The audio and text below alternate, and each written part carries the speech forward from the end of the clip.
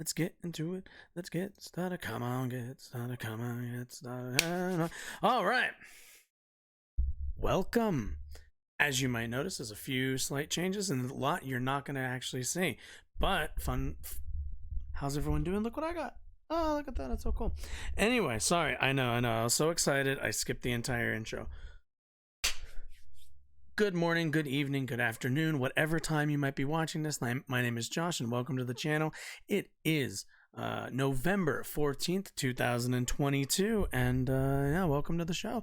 Hope you enjoy your visit here, your stay. Hope you enjoy the show. So, we have a few things off the bat. We're going to be talking about the current midterms that just went by here, like a whisper in the wind, man, I swear. And yeah, just kind of go through over a few of the triggered reactions that people seem to have had after seeing some of the results. So let's address the elephant in the room. I have been gone for a little bit. Luckily, there aren't enough of you to really notice, but I noticed deep down in my heart. And I have good news. We are going to be getting, for this channel, finally, a proper schedule, a time in which you can get on and actually see this content at a reasonable time and also more consistently. Something I've been really trying to work on, and hopefully be able to, actually get that whole business done. So, anyway, either way, let's get right into it. Having a good day. It's a Monday, so any good day that's also a Monday is a great day because Mondays usually suck. But yeah, to start out, let's get started with a little bit of current news and a little bit of today, which brings me absolutely no joy to find out that in the wonderful state of what am I thinking? Of Virginia, at the UVA campus, it seems we've had another shooting. So this one I don't think is actually technically qualifies as a mass shooting. I believe mass shootings are only they're only classified as 4 deaths. But either way, I think it's worth taking a look at since we talked a little bit about guns the last time you saw me. So let's take a look. All right, UVA shooting suspect. Whoa, sorry. In custody, 3 students killed on the football team. Oh, goodness. Let's take a look. A student suspected in a shooting at the University of Virginia that left 3 members of the football team dead and 2 others. I'm going to turn myself down really quick. And 2 others injured is in custody, officials announced Monday. UVA Police Chief Timothy Longo said authorities secured an arrest warrant charging Christopher Darnell Jones Jr. with 3 counts of second-degree murder and 3 counts of using a handgun in an alleged commission of a felony following the deaths of Deshaun Perry, Devin Chandler, and Lavelle Davis Jr. While authorities speaking at a news conference declined to name the 2 wounded victims, UVA President Jim Ryan revealed that one was in good condition and the other was in critical condition. A high school football coach told NBC News that one of the injured was Cavaliers running back Michael Hollins, a native of Baton Rouge, Louisiana. Jones, 22, was taken into custody by Henrico County Police in Richmond, Virginia, quote, without incident, just before 11 a.m., about 75 miles southeast of the UVA campus, the department said. He was a former member of the school's football team. He was listed on the 2018 roster shared on the official website of the Virginia Cavaliers, but did not appear on the roster in any following season. Sorry. Shooting unfolded on school bus returning from seeing a play. Gunfire was initially reported at a parking garage on Colbert Road near the school's drama building around 10:30 p.m. Sunday. The UVA Office of Emergency Management said in a tweet. Ryan said in a news conference Monday morning that the shooting unfolded on a school bus full of students returning from the field trip. Jesus Christ. The trip was to see a play in Washington, D.C., and was associated with a class with a class, official said. Ryan identified the victims as Perry, a fourth-year student from Miami, Chandler, a second-year student from Virginia Beach, and Virginia, Virginia. I don't know why they had to put that. And Davis, third-year student from South Carolina. A manhunt was launched for suspect, and students were issued warnings earlier to run, hide, fight, and shelter in place. A search was conducted on and around the campus grounds early Monday. The university's emergency management office said involving multiple agencies, including a Virginia State Police helicopter. The shelter-in-place order was lifted at 10:30 a.m. So I don't really think I need to delve super deep any longer. I think we all kind of get the gist of what happened here. Yeah. Another day in America, another shooting.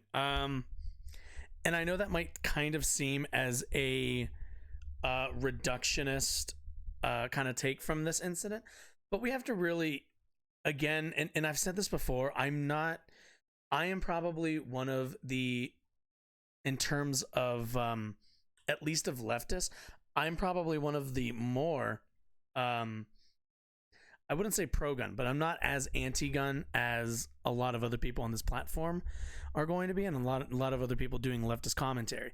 But there is, at the end of the day, a need for a lot better, what's the word I'm looking for? Laws.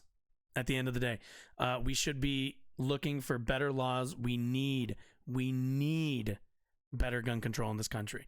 At the end of the day, it's just, with guns being as prevalent as they are and as easily purchasable, there are websites that you can go on and order firearms. The only thing you really conceivably need is a credit card, or depending on what kind of, whatever kind of, actually, you know what? Let's do this. How about that? Instead of me telling you, why don't I show you instead?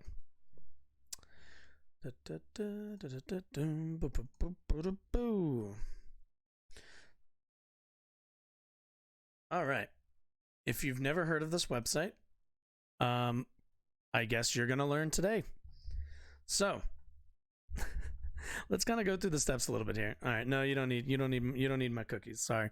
All right. Gunbroker.com. So when we talk about kind of the easy access to firearms in America, this is probably one of the things that I think, as much as I guess from a, what's the word? From an idealistic standpoint, it's like, oh, it's super cool. If you like, you can find almost anything on the internet and not have to go to the dark web. You can find firearms and stuff like that, which is like cool in a vacuum until you start considering some of the social ramifications, and also some of the, I think, just kind of the culture that something like this leads. So obviously, as with a lot of websites, I'm sure you've seen this before.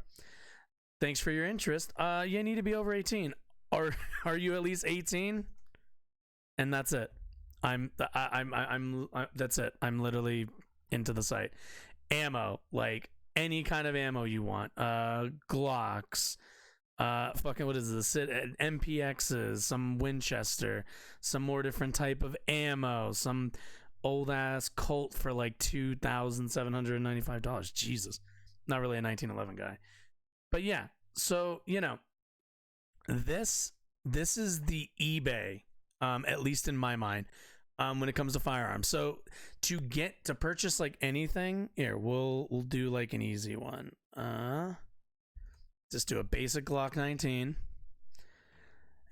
So we got fast shipping, 609, 550, Got one that's purple here.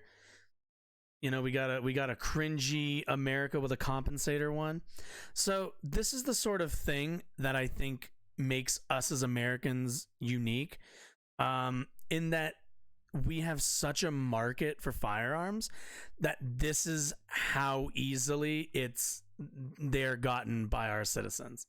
The only thing you need for any of this information is what's it called? Is an FFL, which is basically any gun store, or maybe some like pawn shop shops or something like that. But like, it's this kind of like free access that I think is cool in a vacuum, bad in terms of its actual societal outcomes. It's just, what do you do? There's a lot of gun rights activists and a lot of people who go around and kind of do like the do the LARPy, the government's coming for our guns, yada yada yada talk, and all that's nonsense. All that's utter nonsense. But to make any kind of argument like we don't have a pretty critical issue in terms of our relationship with firearms is laughable. I can understand that there are people who like their firearms and everything else that comes with that, but there's a certain understanding you need to have that, like, it shouldn't, at the end of the day, firearms should not be as easy as getting on what's essentially eBay and sending them to your local firearm dealer, picking it up, and probably buying some ammo and then going and doing whatever you want with it. We need a little bit more oversight than that, I think, on people's purchases. Obviously, there's a few things in terms of using Gunbroker. I do know that there are, as far as I know, there's background checks, but again, that's kind of one of those things. Also, actually, no, that might be wrong. I might be wrong about that.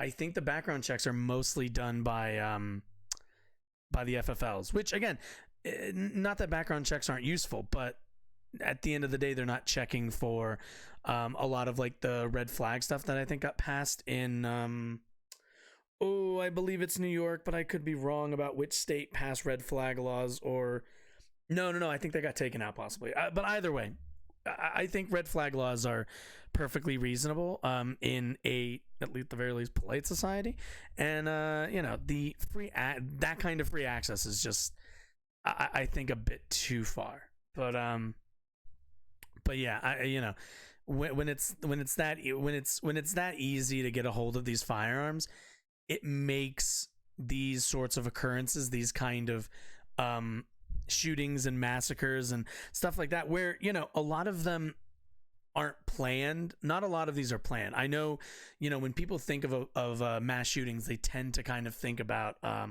things like Columbine or Christchurch, or some of these more, I think, politically motivated shootings. And while those are a serious issue and absolutely do demonstrate a serious rot at our core of our country, I do think that the bigger issue, regardless of political motivation, regardless of motivation period, the free access is what's so damning about their prevalence in our society.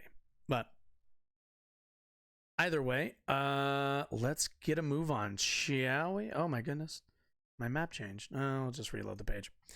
All right, so as you probably guessed if you clicked on this and saw, so the midterms happened, and well, let's take a look, see, shall we? So I followed these. Mostly I followed a lot of this offline, at least off this stream for a bit. But yeah, so the midterms turned out not awful for Democrats, which is shocking. Historically, and at least I can't name one in my lifetime, the party in power always loses seats, and usually loses enough seats to the point that they're not able to do nearly as much of their legislating. But it looks like, at least as of right now, while Democrats are going to be losing, let's take a look really quickly. I haven't seen the most recent numbers. 204 to 214. So yeah, so they only traded about 8 seats. Usually, let's see if I can find it really quickly. 20, what am I looking for? Like 20, let's go 2012. Oh, whoa, what the hell is that? Oh, my numlock isn't on. That's stupid. Midterm results. I want to see what these look like. Can I get a map? Give me a map right now. Let's see. No, that's so small. What? Why? Why is that so small? No, give me like a reasonably... Okay, Wikipedia, help me out here. All right, let's take a look. 2012 election day, November 6, 20... Or no, I'm sorry. It was 2010. I'm stupid. 38, let's see. I mean, 2010...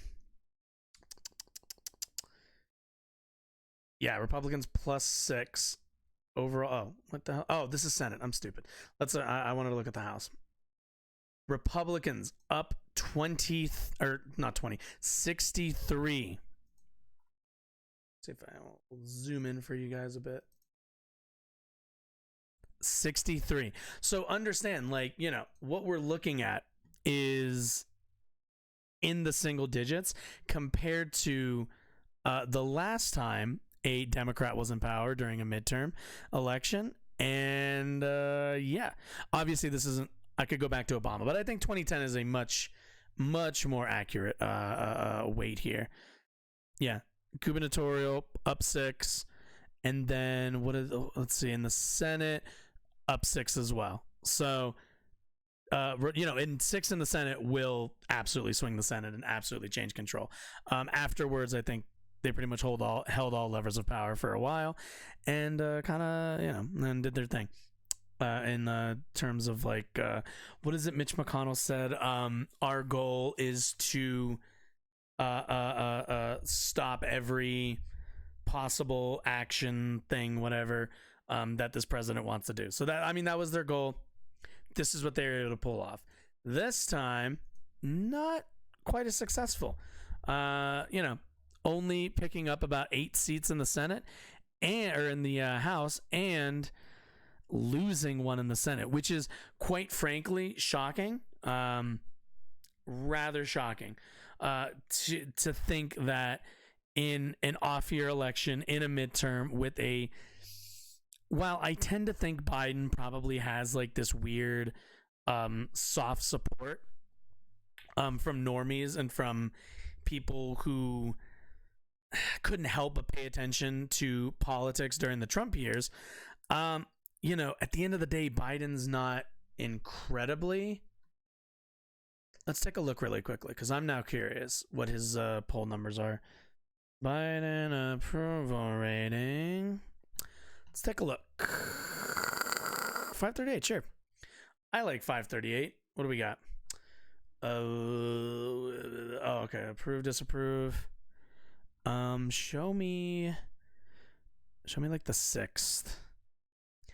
Yeah, so we're looking at a 53 disapprove, 42. So he's underwater by 9, 8, and 8.9, 8.8, something. I'm not good at math.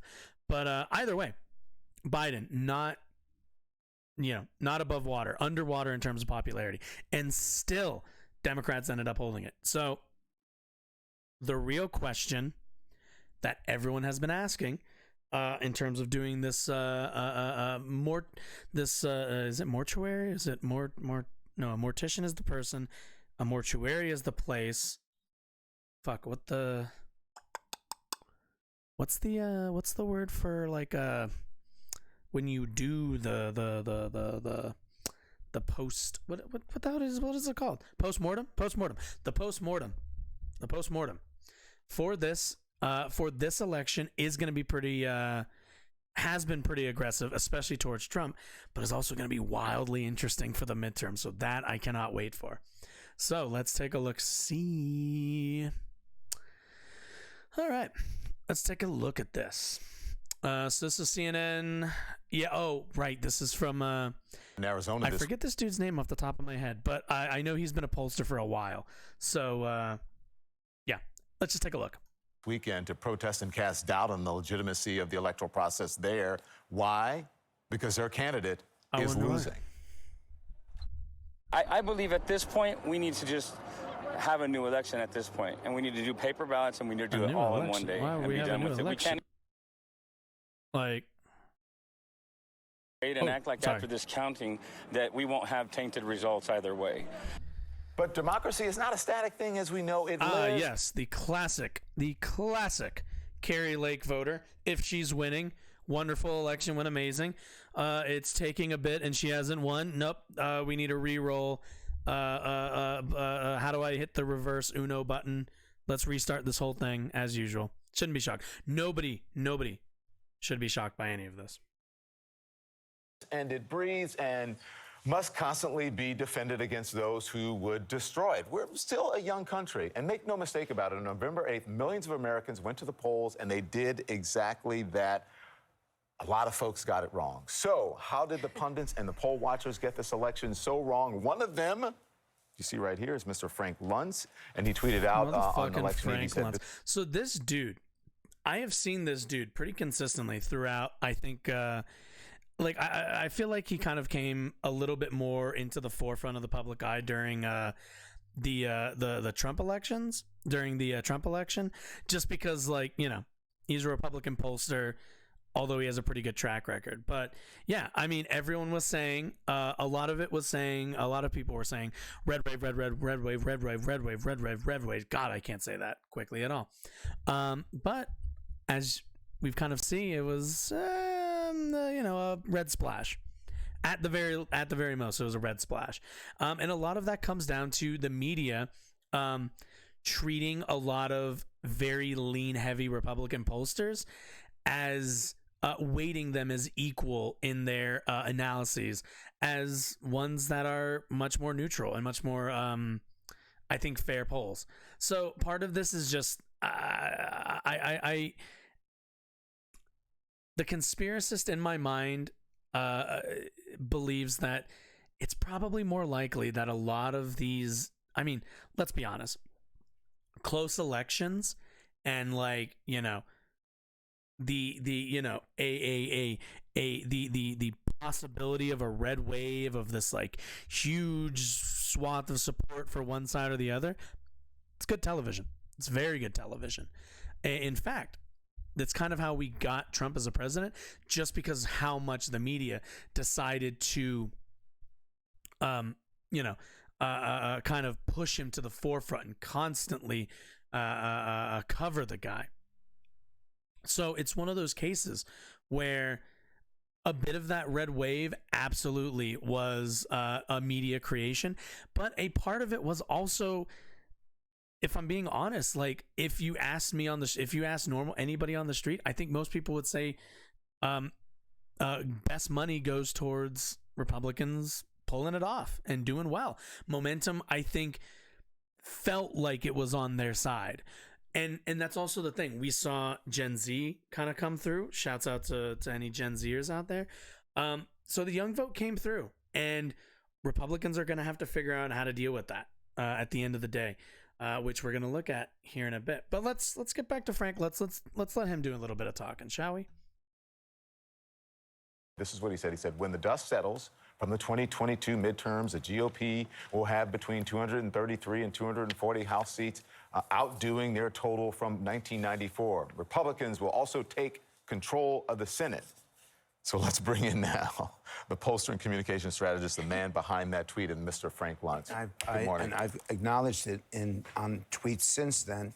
And I don't see any pollsters showing up. Where the hell are you? Well, you are. So what happened? How did so many people, including you, get it so wrong? And as I said in the beginning there, we tend to over-index, and we've been doing it since 2016, over-indexing the MAGA part of the electorate. There is a fear that they did not include enough Republicans in their samples, because we knew from 2016, 2018, and even 2020 that Trump voters tended not to respond to pollsters because they thought that the results would be used against them. Which also is kind of them playing So there was an themselves. effort Let's be, to, like, super as you honest say, about that. over-index this time. That's number one.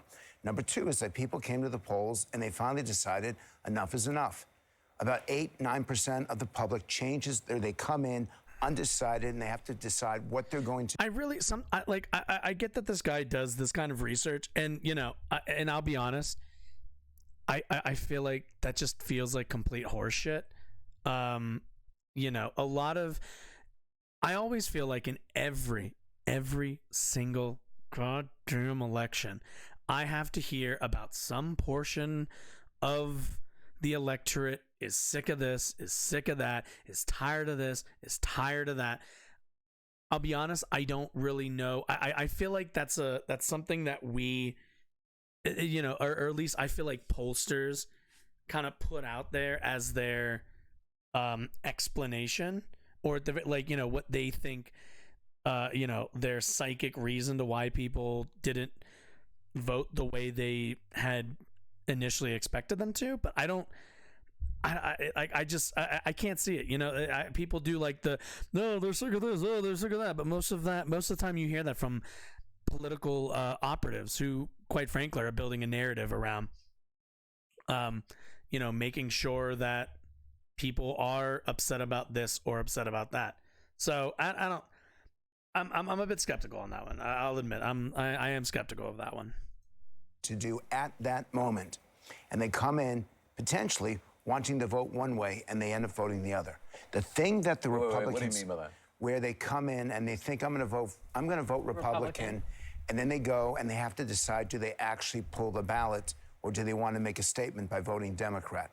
8% of the population comes in and they may change their minds. And third is that the independents, and this is where the Republicans have to take very close analysis to, the independents usually break 55-45 Republican. If they break 60-40, Republicans win. Is that true?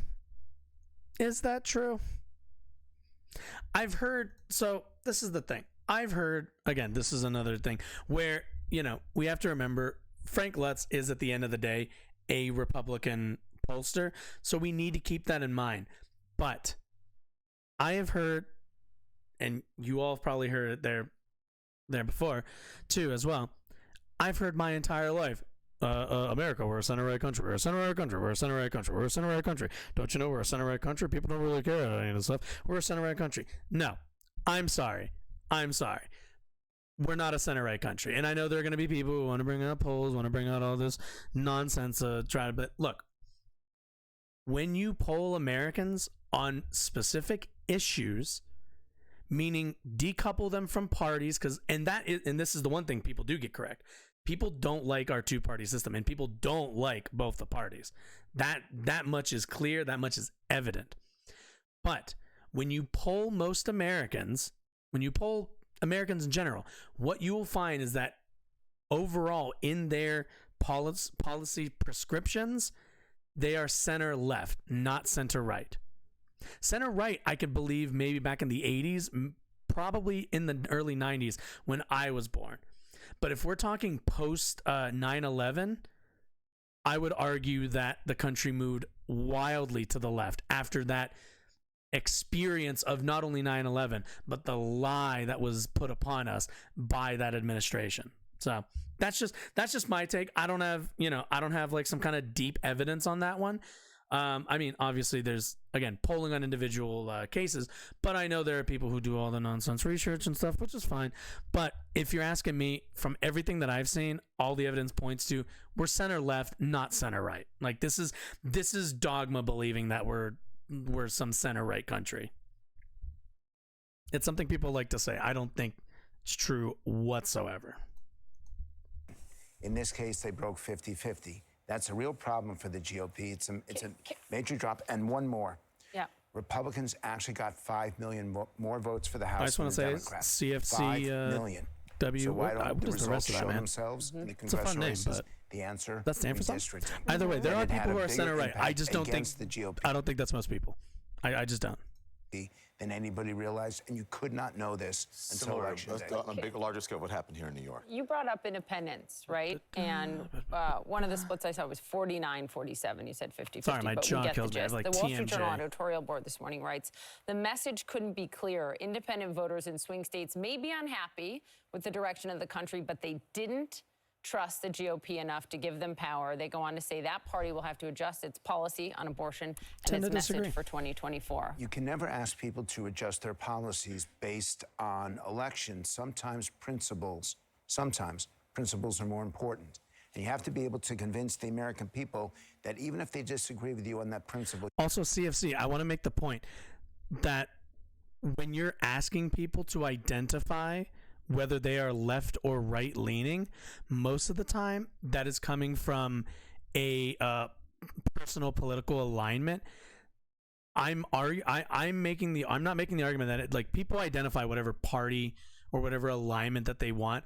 I'm saying if you objectively go by each individual, if you want to go by abortion rights, if you want to go by raising wages, if you want to go by socialized healthcare, or specifically Medicare for all, socialized healthcare has different different understandings because of the word socialism and everything else.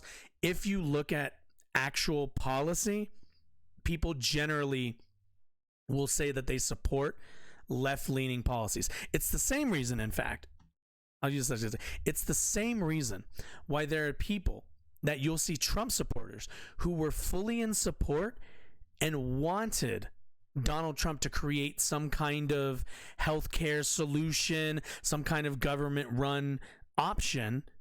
But then if you ask them about socialism, if you ask them about, more left-leaning, what's the word, labeled as left-leaning solutions, they back off of it. What people don't like is being put into specific boxes, not that's what people don't like doing. They don't like identifying. You talk to Republicans, I've talked to a handful over the years. They don't really like being put into these like strict boxes of left or right, Democrat or Republican. Everyone likes to think of themselves as independent thinkers, and I'm not saying people are, but when you objectively look at case by case what Americans' opinions are on a policy that would affect them, they generally lean more to the left. Not necessarily, they can identify all they want as right wing, as whatever they want, but when you ask them about specific issues unrelated to what party, unrelated to what spectrum of ideology, you notice more people tend to lean left wing. It's just, it's not really like it's more of an identity thing. It's less of a self-identifier, I should say. You are worthy All right, Frank. of Okay, there we go. support. So I challenge their changing their position. That said, they have to accept that if they're going to be that strict on abortion, they're going to turn off younger voters, which voted overwhelmingly Democrat. I want a Yankee candle. And they're going to turn That's off women. McDonald's smell. That's what I want. The most American candle you could possibly ever burn. And that's the way it is. There are times when you don't follow the polls. There are times when you look at people straight in the eye and you say, enough. I hear you. I know where you stand. I'm simply against it. But then accept what happens to you on Election Day. Since you mentioned young voters, let me make this point, please. Pardon me, just before, because I don't want it to get past. A presidential advisor said, I was telling the POTUS the entire time that the streets were not saying what the polls were saying and that young people were coming out. My man said the streets are talking and they're saying it's blue. That's a given. That's not so insight. I don't want to be critical of that person. Yeah, the young people were voting, but the young people still vote on a much smaller percentage than their parents. This is and true. A really tiny percentage compared this is to incredibly their true. grandparents. Yeah. So to me, I want to look forward. I want to take where we stand right now and focus on what it means over the next few weeks and next few months. And he is right. He is right about that. The young, unfortunately, just don't vote at the same numbers that boomers, that silent generation. I don't think Gen Xers vote in a outwardly crazy number compared to boomers. Boomers at the end of the day are probably the largest voting bloc. But again, as they tend to die off, that's going to be less and less. But that is true. Young voters, sadly, in this country don't participate like they really should, which I think is a problem, and we really should be figuring out how do we engage younger people. As leftists and as somebody who votes Democrat, it is kind of the job of our party to figure out and speak to those people and make them give a shit about politics. Obviously, if you're watching this, you give a shit, but sadly, if you're watching this, you're probably in a very small pool of Americans. I appreciate and I love you for watching this. But it's a much smaller island here on the politically inclined millennials, Gen Xers, and really, really young, I guess older Zoomers then. Everybody's rehashing the past, and that's why people had enough of Donald Trump. He wasn't rehashing last week. He was rehashing what happened 2 years ago. We need to look forward. That's what the American CFC, people you are had me in the asking beginning of with all Yankee of us. Candles and McDonald's. Okay, and it's you lost me on we abortion. Voted. We have a really, really split government right now. Now let's move forward and see if we can get something done. I want to get to the Trump aspect of this because I know you just did a focus group this weekend with people about who they prefer. But on the polling, I think people do not trust polls right now. They did not trust them after 2016. But how do you fix it? I don't. You don't. You So polling guys, is irrelevant. You is what you're guys saying. spend way too much time focused on who's going to win and lose and trying to predict that. Isn't that what you Dead do? from You're the a Yeah, poster. I think I said this earlier. That's good television, Frank. Shut the fuck up. That's amazing television. Horse races are fun. They're like there's an entire gambling there's an entire portion of gambling that's just horse races. Why do you think we call them horse races when elections come around? Don't do that. I don't do that. I haven't worked in a political campaign in more than a decade. I used the numbers that were given to me by the Democratic Congressional Campaign Committee and the Republican Congressional Campaign Committee. And no matter what my they neck is say, killing How can me. you say that? Your tweet just said before, I predict this person is this yes, group will win. and this based group will on win. their polling, Okay. not But my so then polling. here's my question on that, which is 'cause this CFC, is you should correct. People follow are saying, well, so the that media one said day this, in pundits like a said this. year, Democrats can get a also comfortable thought they were gaming not going chair. to fare very well Just on Tuesday saying. night. Now they're obviously happy that they did, but they were bracing for losses.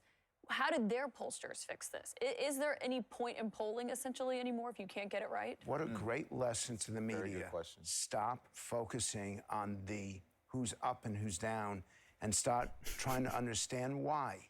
Give us You know, he's I'm sure the people in this studio hate to hear it, but he is 3,000% right. When it comes to Frank Luntz, is it Luntz? Yeah, it's Luntz. Frank Luntz's job is to give you the numbers of what people are saying. It is CNN, MSNBC, any journalistic anything. That is their job, to go out and find out why the fuck somebody voted this or that way, which admittedly, if we're being honest, they don't do a spectacular job anymore. Not to say that they don't do a good job. Our media overall is pretty captured by special interests and, drug manufacturers and weapons manufacturers and insurance companies and everybody else. So obviously they don't really have much of a vested interest in delivering you information. So he's absolutely right. And most likely, I get the sense that either the people in the studio don't realize the position, like the role they play, or they're off camera, like going like this the entire fucking time. Like, stop it. What the fuck are you doing? You're giving it away. Enough.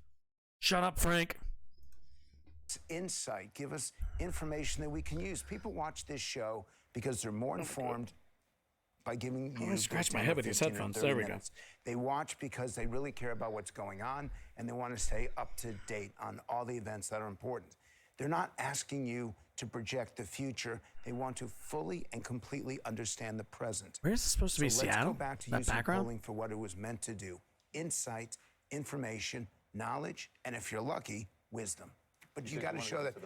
You got to show that focus group because that's what's really important. We do, because you spoke to these. The focus groups I do love. They're super interesting just to see people's. But again, it's always. I kind of don't know why they don't show more of the focus groups. I know they do quite a few of them, but I'm like, just do a focus group like every fucking week, man. Have everybody just have new people show up every single week. Fucking Americans will tune in for that shit. I want to see what crazy shit people are saying. These are Trump voters. Yes, all of them. And here's what they think about what they want 2024 to look like. To me, he's a much more polished version. I just want to say this. Nothing against these people, but God, do I fucking hate Zoom, and do I fucking hate all these like conference bullshits. Like, everyone looks like a fucking egg, for one. Like, half these people look bald, and I know some of them have hair. But two, fuck, man, I wish people were able to get in rooms and like argue with each other. I just love watching people argue like live, not on fucking camera and shit, like on Zoom and shit. Of Trump, he's willing to kind of fight back and willing to go after it, but he does it in a way where he doesn't degrade or say things that are just off-putting. That's We're talking about DeSantis. Yeah. Yes, and almost every one of them, they all voted for Trump 2 years ago, and almost all of them would vote for DeSantis today. They appreciate what Trump did. They I'm appreciate doing something real his stupid right now, agenda. guys. I'm But they adjusting don't this mic appreciate him stand as a person, in and the they're middle. actually worn out Ooh. with him as a person. And I believe that if Trump goes ahead and announces tomorrow, he doesn't understand the world that has been created over the last week. And Trump's vicious, brutal attacks, not just of DeSantis, but also of the Glenn Youngkin, the governor of Virginia. The Republicans are beginning to say, okay, enough already. We insulted with a racist slur. I appreciate all that you did. I respect what you went through, but go home. What else did you learn? There we go. That's better. That's a little bit closer. We love having you is because you'll be so candid. Sorry, it's a new mic stand. I'm not used to this. It's usually so much of your time speaking. It's usually like down right below me, so it's always really awkward, and I end up doing this, and it makes a bunch of noise. But now I got this, which is super fun. Just saying. I'm just saying. These people. What else did you learn from I'm happy, okay? focus group that surprised you? We did a study for the American Conservation Coalition about climate. I'll give you an example. The Republicans seem to be hostile to climate legislation. The young people in particular, and the party in general, has to tackle climate. It doesn't mean that they have to go all in with the Biden proposal. It doesn't mean that they have to shut off exploration for energy. But it does mean that if they don't respect and appreciate and make specific, tangible efforts on the climate issue, then the voters are going to continue to reject them. And it's not just climate. It's on the economy. It's on taxes. It's on the budget. So this also belies the problem with not just conservative politics, but specifically the Republican Party, which is awful. But the issue with conservative politics and the way the GOP has framed their party, which is the opposition party. They are the opposition party when they're in power. They're the opposition party when they're not in power. They're always the opposition party. And their strategy over, again, and I say this a lot of the times, over my entire lifetime has always been to oppose the things that Democrats and that leftists support. Which, if it hasn't been obvious to their party, which I think it's becoming more obvious, and we'll get to kind of the implications of that going forward, but the issue with that is when you're not running for anything, you don't have political solutions, and you don't have, your electorate doesn't have real opinions, and your elected officials don't have policy solutions. You look at as a good example the healthcare repeal during the Trump admin. What happened? They were talking about repealing Obamacare and doing all the rest of the stuff, and then they did, or they at least attempted to. And what happened? What did they never came up with a plan. They never had anything to answer with. They just represented people who didn't like something, which not liking things, especially on the internet and especially in the public sphere, is incredibly easy. Not liking stuff, super easy, and super easy to be if you've ever read Scott Pilgrim, there's there's two characters. Scott's cool gay roommate, Wallace Wells, and his maybe girlfriend, Ramona Flowers. And those two are friends through mutual hate. And those kinds of relationships, that kind of relationship, a relationship of mutual hate and dislike of something, only goes so far. You can't do anything with that from a legislative perspective. You're stuck because you just sit there and you just oppose everything. You just tell the entire world all the things you don't like. Whoa. And again, it's easy. You'll get people to your side, but when it's time to show up to actually fix things, when it's time to actually progress as a society, you'll be left with your fucking dick in your hand. You don't have anything, because all you have is a bunch of stances that are fundamentally only about a juxtaposition to somebody else's opinion and stance. So, they've fucked themselves over with this sort of stuff for long enough that now their voters don't really have things they're in favor of. They're just kind of in favor of whatever. And when he mentions the climate stuff, they need younger voters. They are going to need younger people. But at the end of the day, even younger Republicans understand that the climate crisis is an issue that they need to address. But since they've spent so much time opposing it just because it's something that Democrats support, they've found themselves in an awkward position where they can't convince young Republicans because young Republicans don't see, or at the very least, not even young Republicans, young independents don't even see them making an effort to have a solution to this thing that they think is a problem. When somebody comes and tells you there's an enormous pothole in the middle of my street, regardless of how you think it got there and how the other two people that you could vote for think it got there, you're most likely going to vote for the person who at least recognizes there's a pothole in the goddamn road. We'll just fill it, as opposed to the other guy who goes, there is no pothole, I don't see it, I don't give a shit.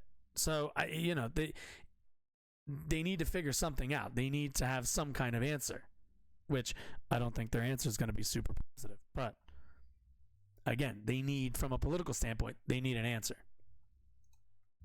It's on abortion. We saw that should play in the election. No, listen, but we're running out of time here before I go. So is this, everyone asks, is this better? Is this Trumpism is over, right? Don, is Trumpism over? You guys let me know in the comments. Do you think, should I go with the warmer one that what's the word? That really accentuates my skin tone here? Or should I go for like, oof, God, that's really bright, really pasty. This is also kind of pasty. We're going to go with this for now. We'll see how this one goes. I like the warmer one. I like looking as brown as I am. The 13th, part 15. Freddie always comes back just when you think he's done. Jeez.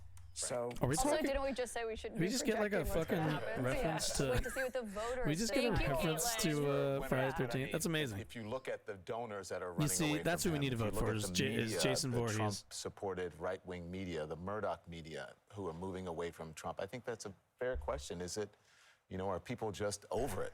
Are they over it? They're over the language, over the meanness. Yeah, see, this is again where I think that's bullshit. The media, like the professional Republican apparatuses, are sick of it. Voters, not at all. You talk to voters, they don't like establishment Republicans. So if they think they're going to convince their voters, I think they've got a whole other thing coming. Over the ugliness. They really, more than anything else, I'll give you one word to close this segment: unity.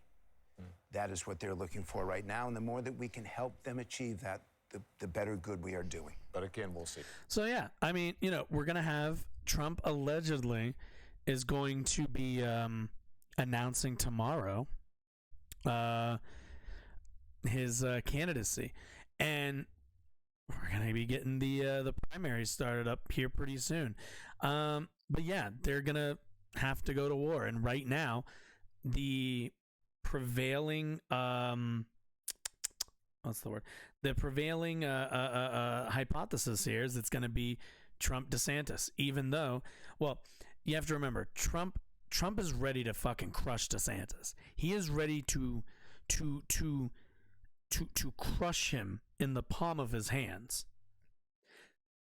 And the thing is, the GOP establishment absolutely want to see DeSantis shirk that and win the primary. Do I think that's likely? Fuck no. I think Trump will actually destroy DeSantis, which is why he shouldn't run. But the man's probably got an ego. He's a governor of a state. I'm sure he thinks he can win an election outside of Florida, to which I'd say, buddy, you are playing in a very, very different field.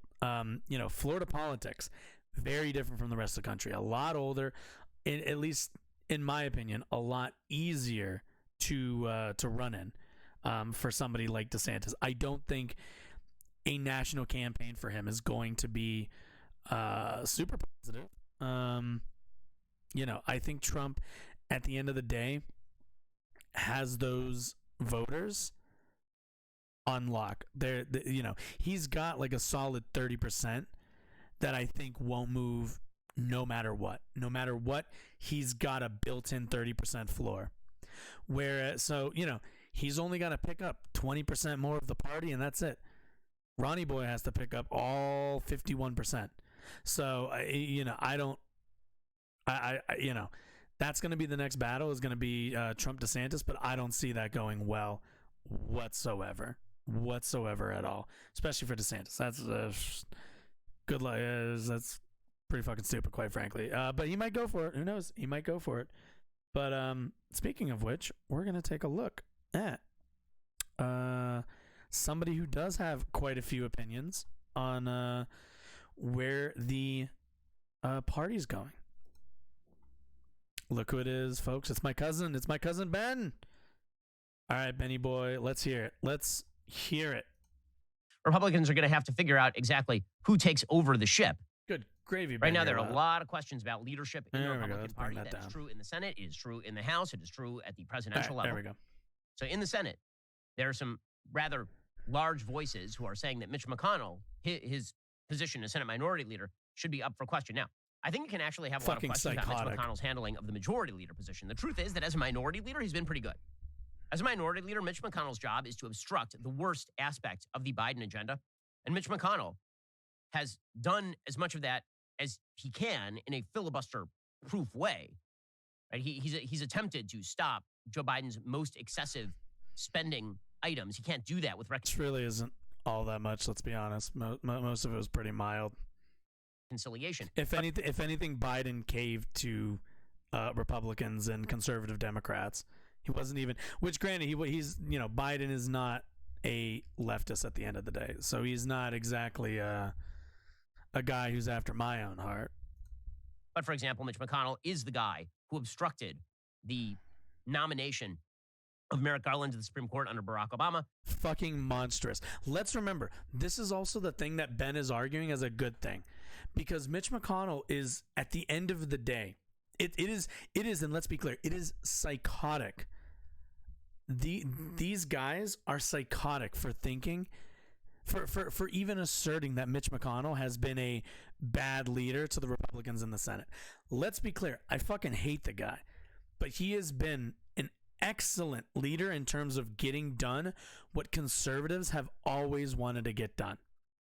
He has blocked Supreme Court nominations, something that was never done before. And by the way, I don't do I even really need to say that, they made an argument about a president's last year of their term and, they wanted to leave it up. I don't need to make that argument. I don't think I need to even talk about the hypocrisy of, refusing to hear Supreme Court justice during one administration and then fast forwarding and fast tracking in another. I don't need to. We're not even going to get into it. We all know that's just blind hypocrisy and power grabbing. But Mitch McConnell is the sole person who has done the most to undermine our institutions and put us into this position of distrust in our elections, of Republican extremism. The only real difference between Mitch McConnell and somebody like Ben Shapiro is going to be,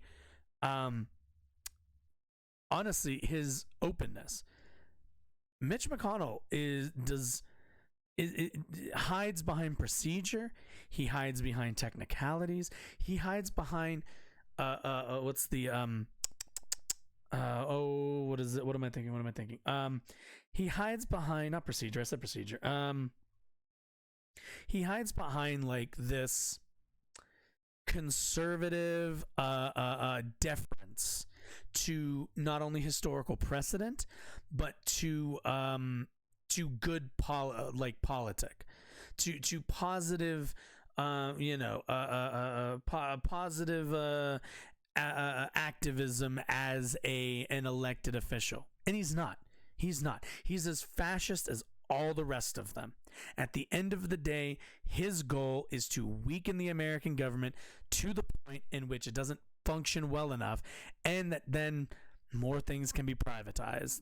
More roads can be privatized, more businesses, more no more less what's the word, government programs. Is not in support of any kind of solution to our college tuition problems. If Mitch McConnell had it his way, only the rich go to college and the poors get back into the fucking mines in my state of Kentucky and go make me millions like Joe Manchin. But either way, like, at the end of the day, Mitch McConnell hides a lot better than a lot of other Republicans. And, at the end of the day, Ben Shapiro is not an elected representative. He's not held to that same standard. But the idea that Mitch McConnell hasn't done enough, how many untold judges, has he put to set up something like the Moore v. Harper case that's coming up in the Supreme Court? How many judges has he put up that are right now blocking Biden's student debt relief? At the end of the day, like, this is the guy that when you trace all of the actual governmental functions, he's going to be at the core of all of those.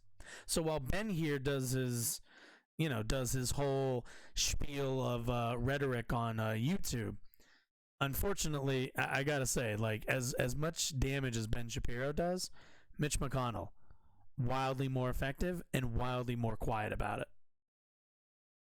Mitch McConnell, as much as Donald Trump is responsible for there being a bunch of conservatives who are now on the Supreme Court of the United States, McConnell in a position of obstruction is actually quite good, just tactically speaking. McConnell in a position of leadership as the majority leader is another question. Because, again, you actually should have somebody who's a visionary, who's capable of bringing together large swaths of people across the spectrum in order to get things done in the Senate. I'm not sure that McConnell is that, but as a tactic... Ben, is that what you want? You want large swaths of people across the political spectrum? Because never have I ever heard Ben make any kind of cogent argument that, like, any non-religious person, or at the very least, like, any normie person doesn't outright reject. Like, Ben, I'm sorry, man, you're not as again, this is playing into the whole the country's actually center right farce. It's, again, not real, but that's what Ben's working off of. He believes everyone's far right. There is center right, even though Ben Shapiro is actually pretty far right. Tactical maneuvering politician in order to stop things from going on. McConnell actually has historically been very good at this. However, a lot of folks in the Senate are now seeing this as their opening. The problem is the two most prominent Republicans who are running for the position of minority leader are Mitch McConnell and Rick Scott. Rick Scott, who is the senator from Florida. Oh, boy. Chaired the Senate GOP's campaign arm. This is a problem. I'm not going to lie. Rick Scott, again, McConnell, better majority leader, better minority leader. Rick Scott, though, psychopath.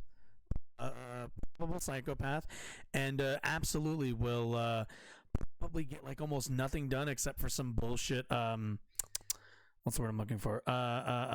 Virtue signaling shit. So, not the, Rick Scott. I mean, don't get me wrong. Rick Scott is perfectly emblematic of the Republican Party. As the senator from Florida, you can't get more Republican than the senator of Florida. Mitch McConnell is the guy who was the chair of the Senate Leadership Fund. He poured some $240 million into elections in various states. He's been hit for not putting enough money into Blake Masters in Arizona. Which, fun fact, his candidates actually did well. Again, Ben's making the argument that, like, that Mitch McConnell has been bad, or, Rick Scott might be a little bit better or whatever, but let's be honest. McConnell's consistently do better than the nutso GOP choices that guys like Ben Shapiro push.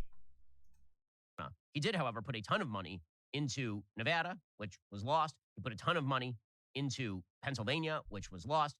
The bottom line is, I don't think there's a question of whoa, Pennsylvania. I'm sorry, who picked the candidate on that one?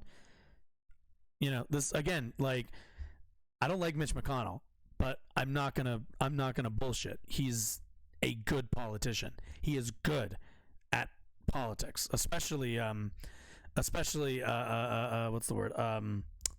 Castle politics, or not castle politics. What's the word? What's the term?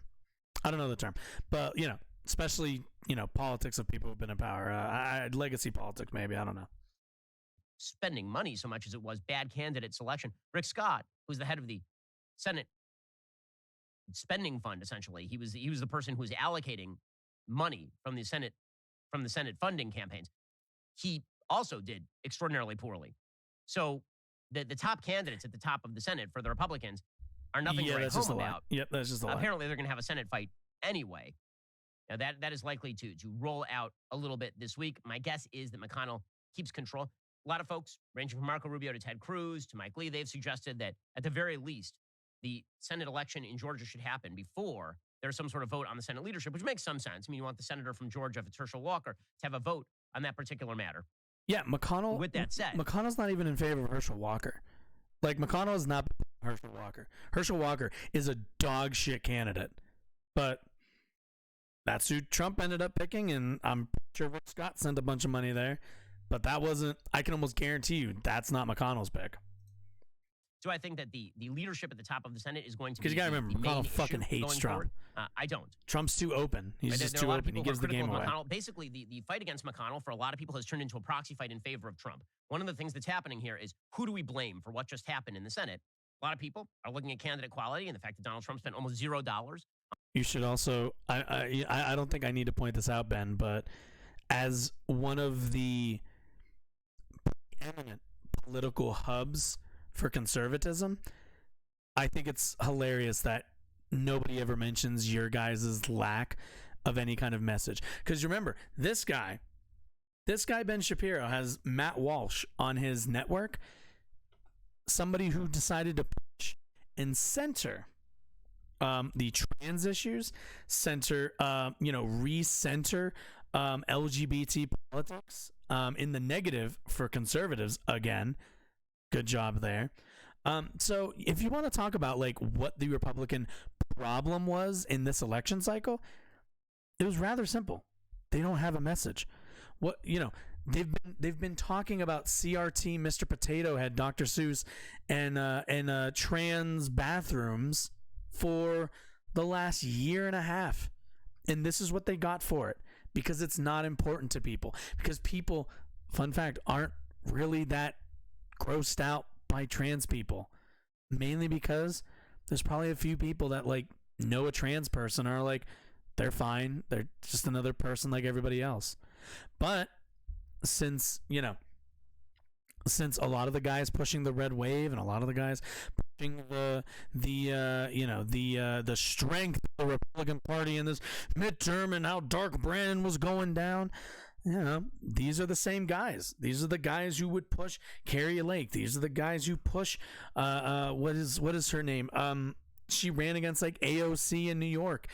Dave Rubin had her on. They got fucking crushed. Ben, this is you. This is you, my guy. This is 200% you, Ben Shapiro. This is you and your ilk that lost them this election.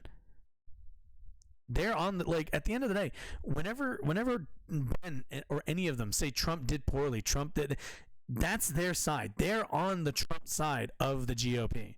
They're not on the traditional Republican side, because they all hate traditional Republicans. They all hate establishment Republicans. The same way a lot of leftists really don't like establishment Democrats. Like that's kind of the direction that party is heading, is going to be Ben Shapiro, Matt Walsh, these sorts of guys who will do the real conservatives or like this and nonsense against guys like Mitch McConnell, guys like name ex-senator from whatever state. I don't know. I really only know McConnell. I know a few, like Mike Lee is like a libertarian, right?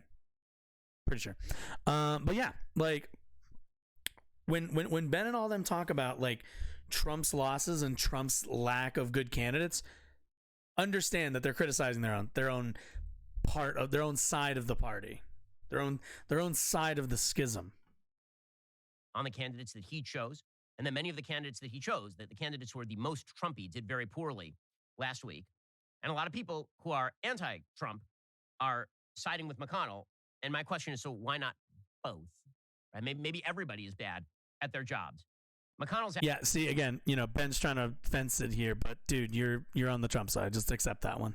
allies have said that Trump's endorsed Senate candidates were poor fundraisers, according to the Wall Street Journal, and had to be propped up by outside spending.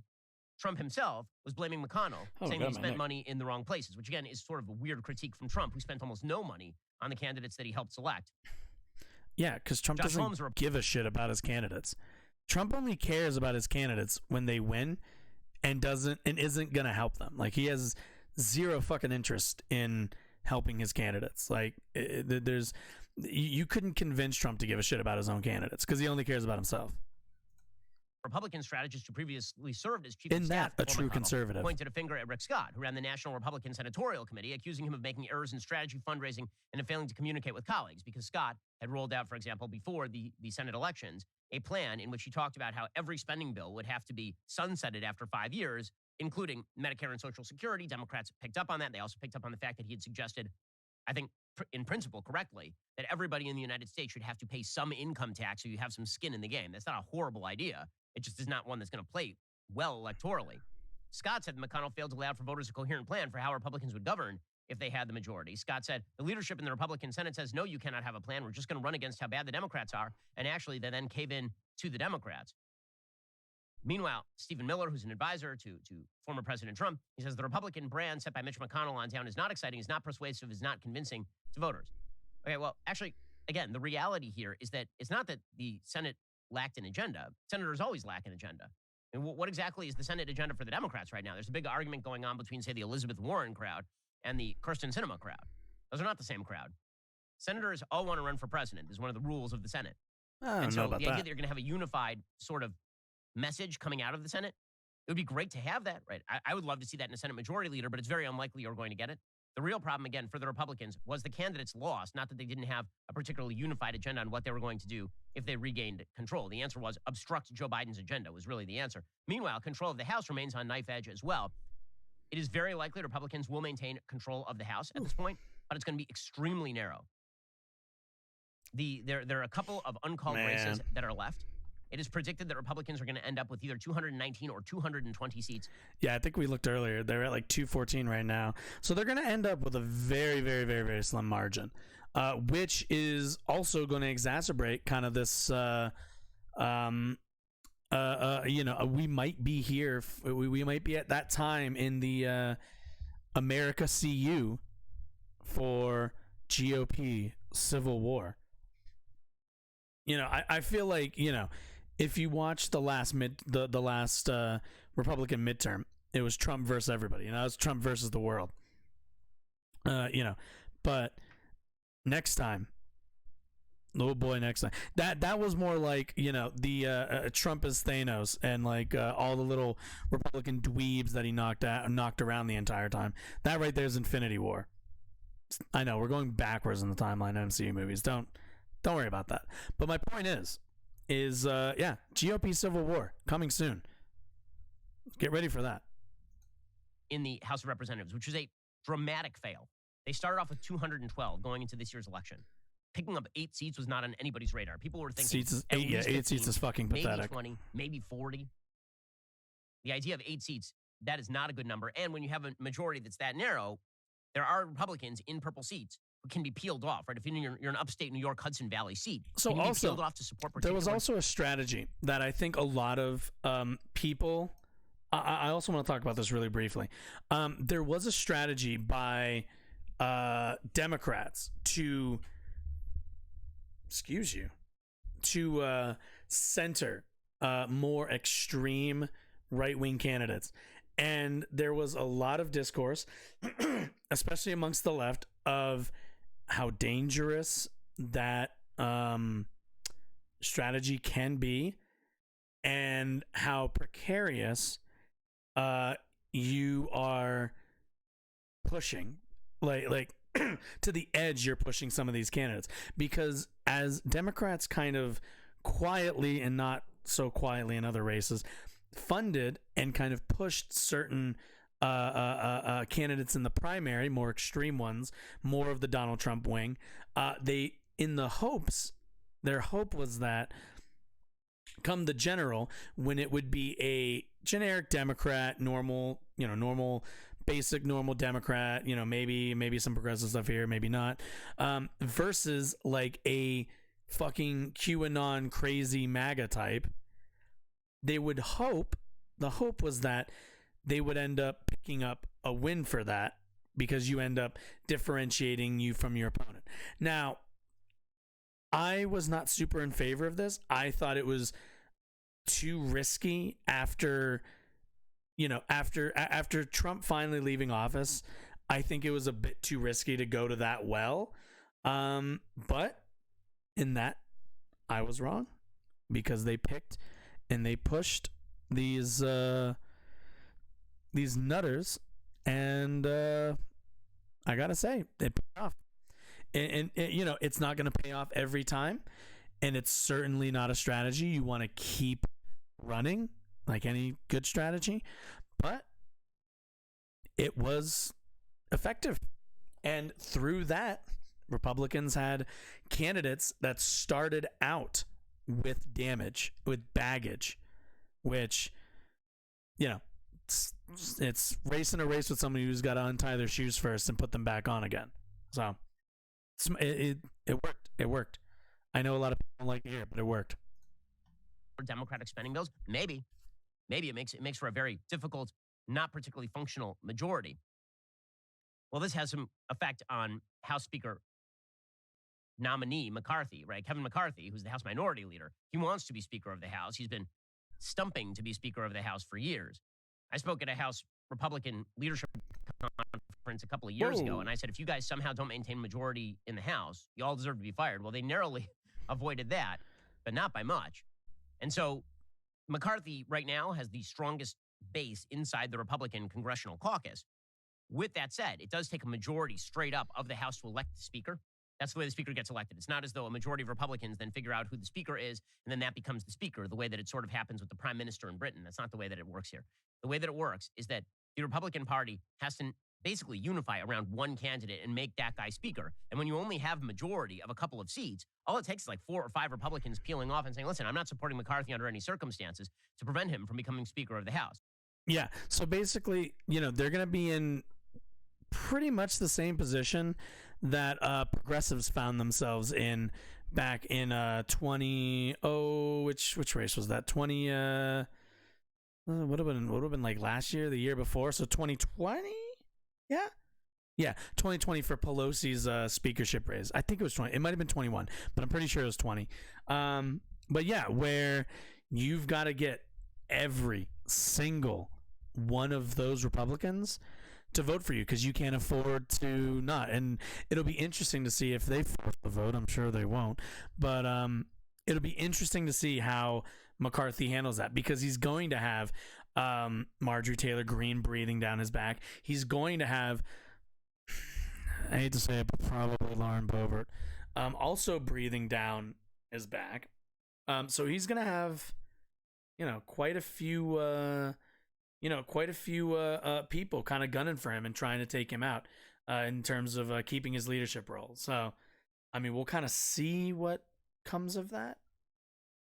So this could turn into a very, very ugly fight for Republicans. The big problem for the Republicans in the House is who exactly is going to be up for that position. All right, we're going to skip that. We're going to skip that to stopping, because I was curious about this. We understand the House. Let's.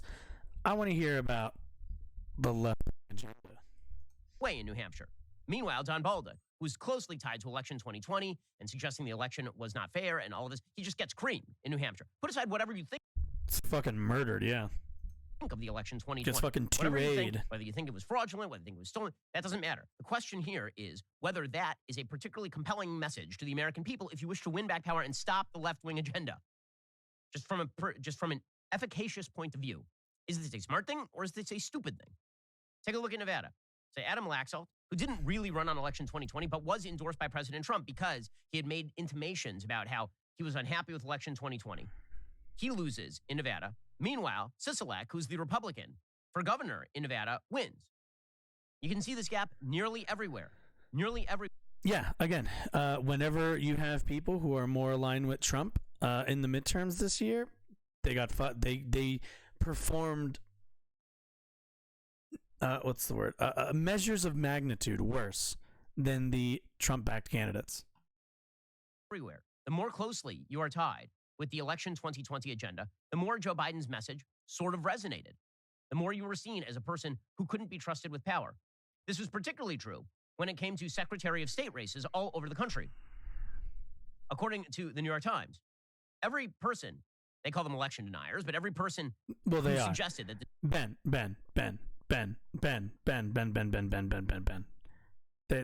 They are election deniers, my friend. I don't like. They keep trying to do this thing where they're like, no, it's not election deniers. It's just they just have concerns about the outcome of the election and whether it was a fair. Nobody's ever been able to prove any significant voter fraud. I want to emphasize that significant. You know, you can find probably a couple people. Fun fact, actually, a couple of them they found to be conservatives. But you can find a few cases. But if you're talking enough to swing or change any results, we just don't have them in our electoral system. Shockingly, of the things that America does rather poorly, one of the ones we do well, again, shockingly, is run elections. Our elections are rather clean.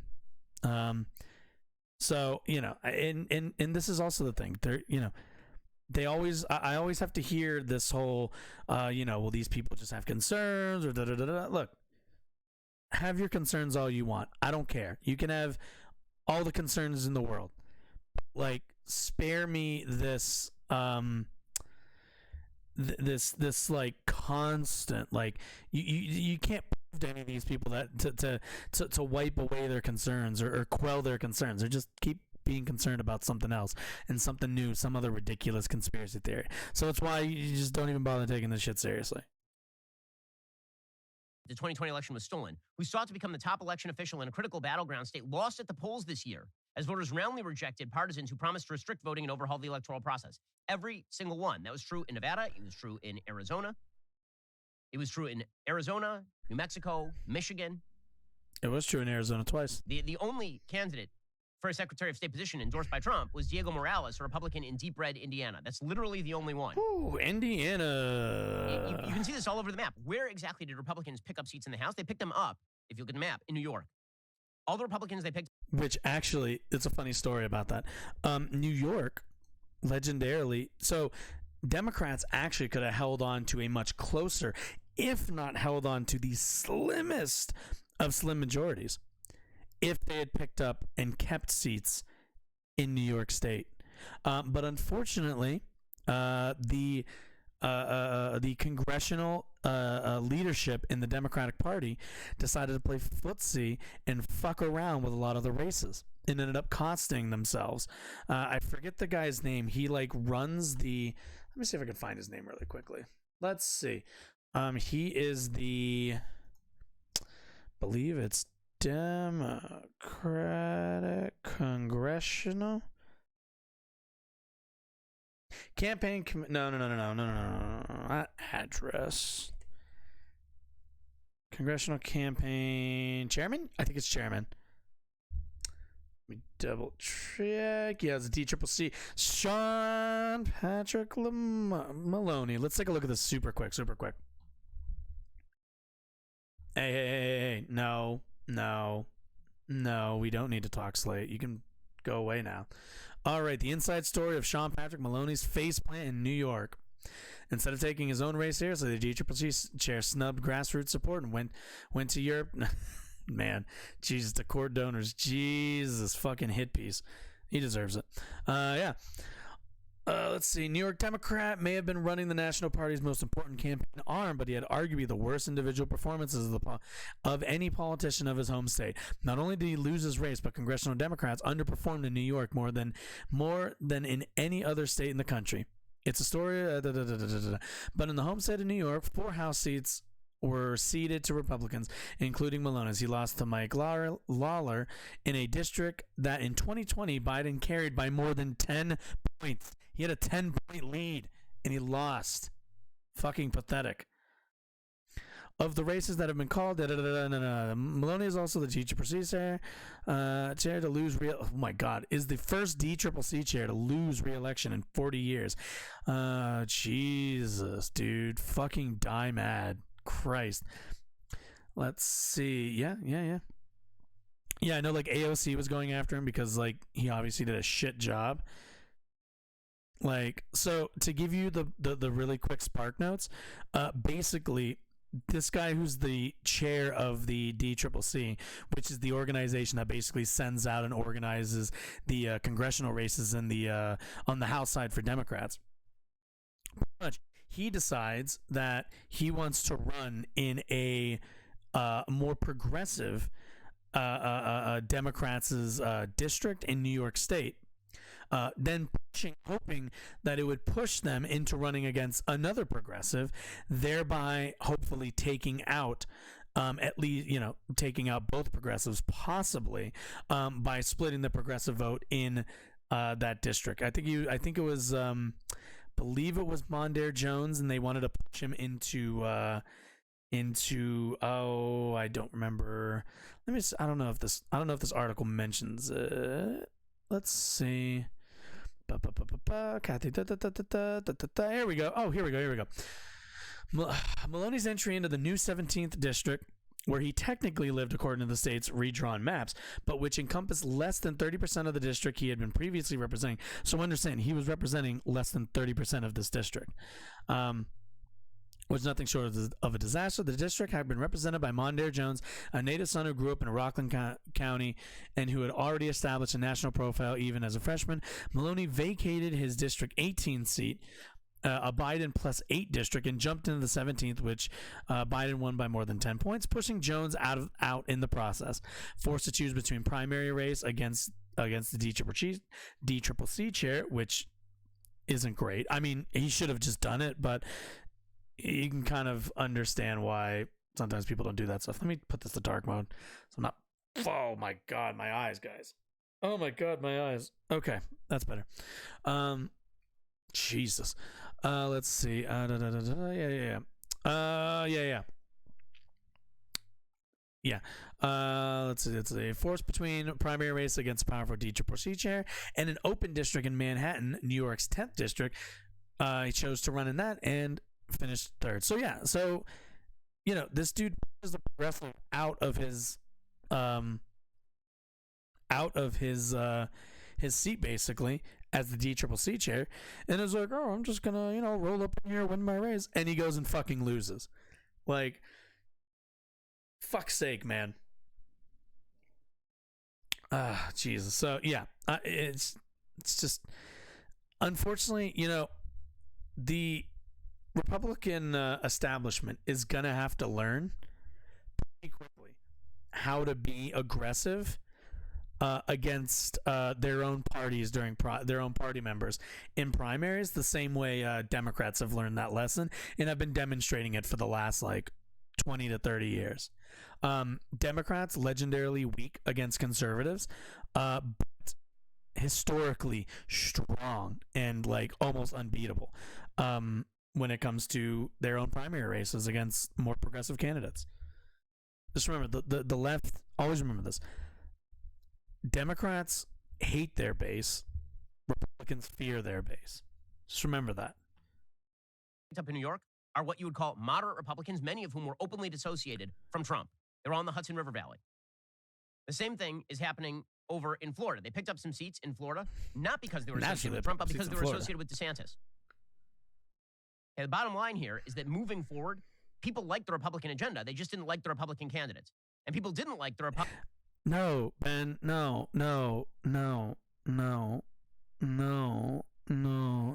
I'm sorry. No. People don't like the agenda that those candidates were pushing, which was your agenda, my friend. People didn't like the Democratic agenda, but they liked the candidates better than they liked the Republican candidates. So what does this mean for Democrats? Well, the strategically smart Democrats going into 2024 are now basically getting behind Biden. They recognize that what Biden is, no matter what else fucking Dark Brandon, let's go. He is not perceived as a radical. No matter how radical he is, no matter the policies he puts in place, if there is any magic at all left in the decaying husk of Joe Biden, the magic is that he is perceived as a moderate despite the fact that he is actually a radical. He's rather Despite conservative. the fact that he has pursued radical policies. And so the Democrats who are smart are like, okay, we got to keep this guy front and center. Because the minute that the mask is off, people don't like the candidate anymore. Maybe we'll find some other substitute candidate who is also perceived as moderate, but kind of unlikely because Joe Biden is perceived as particularly non-threatening to the American people, even though he's kind of threatening to the American people. So this is why Nancy Pelosi came out and also immediately one of those endorsed Joe things. Biden for president. I'm like so fucking tired of this because like Ben Shapiro will be like, he's a radical, he's a radical, he's a radical, and then like you go and ask Americans, they're like, yeah, he's not really radical because he's not. Biden is fucking milquetoast, man. Biden is minute rice. Biden is Uncle Ben's. Biden is like Uncle Ben's fucking brown rice and like veggies. That's it. He's not radical. Not radical at all.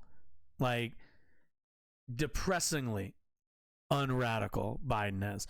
But yeah, so these, this is going to kind of be the line as the party tries to push out Trump, which, I think Ben is kind of seeing the writing on the walls that he needs to get behind, back behind kind of the establishment, but also while still coming up with some kind of substantive critique of somebody like McConnell, where, it's just a bit loony.